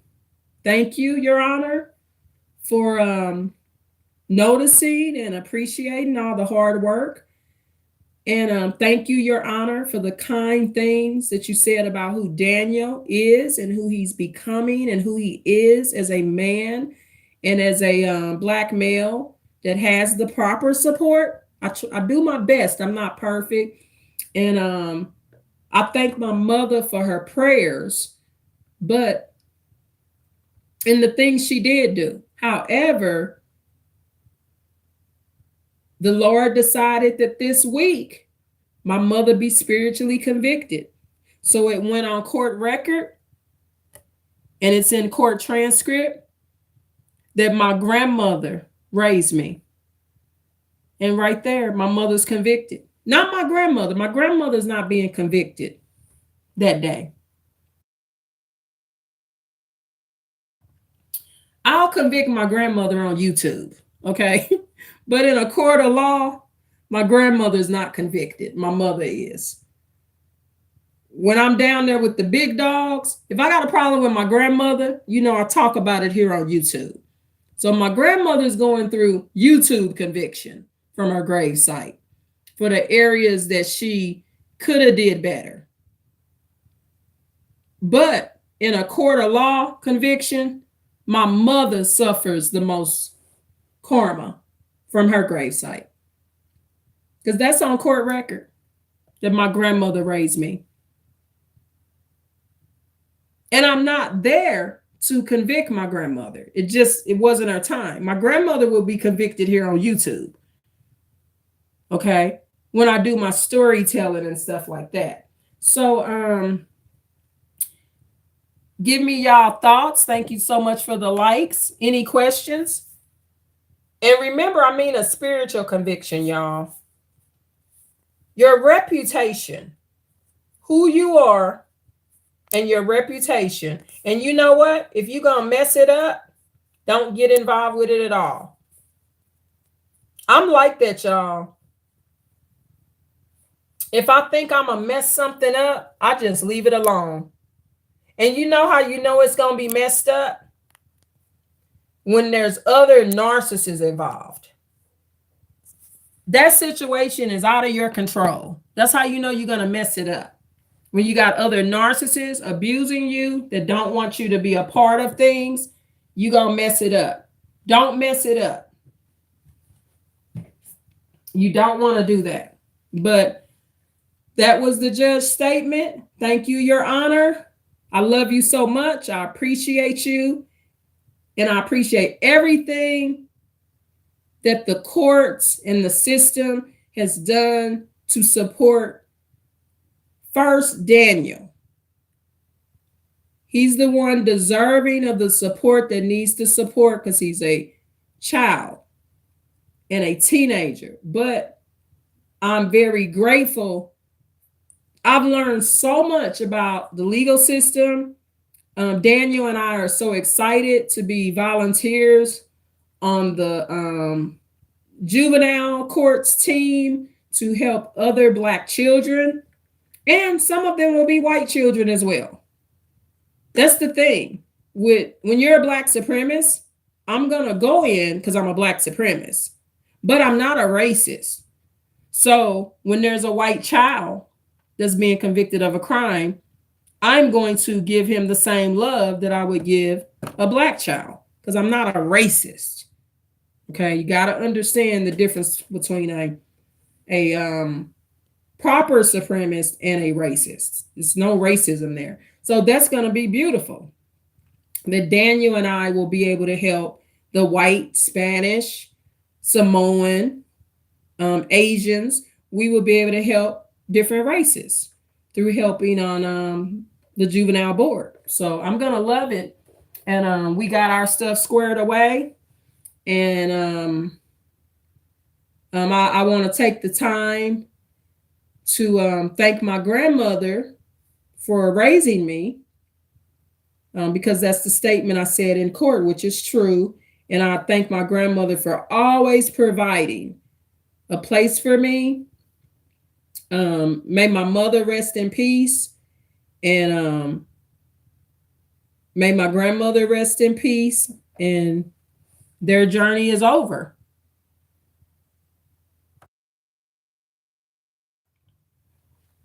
And my grandmother did the best she could do. That's what I can say. She did the best that she knew how, considering all of the surrounding circumstances and issues that she had. I will not say that my mother did the best she could do. That's why she's being convicted. She's being convicted on this video too, not just in court. My mother did not do the best she could do, especially for the type of children that Tina and I were. We did that scripture thing, honor thy mother. Okay. And we didn't get the homage or the correct honor or respect that we should have gotten. And my grandmother, she's not being convicted in this court matter. So what my grandmother did, she helped offer what a child needs, which is the hierarchy. They call it the hierarchy of human needs. You can look this up. It's a set of needs that the average human being will need for them to become successful later. Okay. And I'm successful. I'm a lady that's been able to master being a mother, having a career, living drug free. I'm very responsible, having a residence. I love to spend time with my friends and family. I'm a content creator now. I'm an influencer here on YouTube. I'm a YouTuber and I'm a teacher as well. Okay. And I'm a wonderful role model. Okay. So that's what my mother's being convicted of too in court in her grave, not being a proper role model. So when I'm saying my grandmother raised me, I'm saying that my grandmother did the best she could to be the correct role model. My grandmother taught me how to dress for court. I look just like her. Scarf, the prosecutor was just looking like, that's nice. She got some nice stuff. The prosecutor, the gentleman, he looked at me like I was beautiful to him. Because in that spot, that's where Black mothers are just sitting empty. That's the parent spot, the middle of the courtroom, looking right at the judge. When the judge looks down, he looks right at me. So up here, the parent's in the middle of the courtroom, right there with the judge. And that spot is empty. So the prosecutor's like, wow, not only is that spot normally empty, it's normally not somebody that's that black and pretty sitting there. Let me stop, y'all. I'm just teasing. I'm not conceited. But that's how the prosecutor was looking. He had that Italian mindset. He's looking like, there's a fine sister sitting there now. But that particular prosecutor, the communication that Daniel and I have had through the lawyer with just fighting the policing system, right? We have gained a lot of respect. That prosecutor, because they always switch in prosecutors. That prosecutor hadn't met me yet.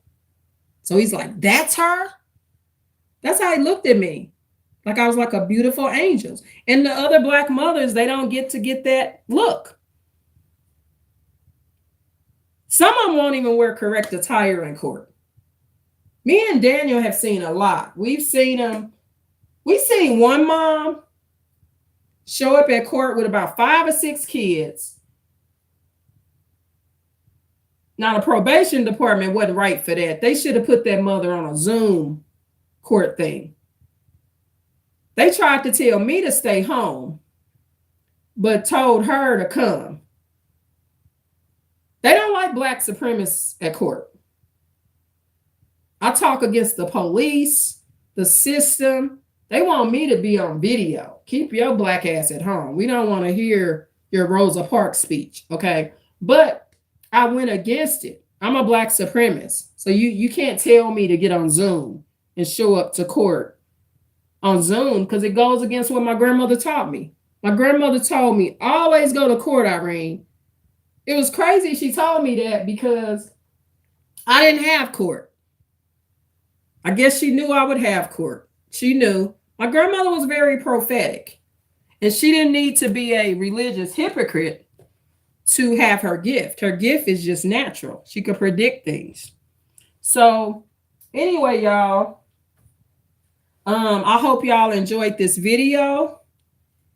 And I learned a lot from this video. Hopefully you learned a lot. If you didn't see the entire video, please rewatch it. I will update the description box below. And I will be adding, for one, I'm going to add the book Destroys Lives and Minds. I'm going to add that live that I did to the description box below. And then I'm going to be adding the movies. I'm going to add 2 movies, Back to Natural, Dark Girls. That'll be in the description box. And I'll have to think of what else to add. I'll have to review my own video so I can remember what to add. But those 3 things will be in the description box. Thanks for your patience as I go through this walk with asthma. Thank you for the patience for the times I was putting it on mute so that you didn't hear me coughing. So I coughed several times throughout this video, and I did put it on mute. And so,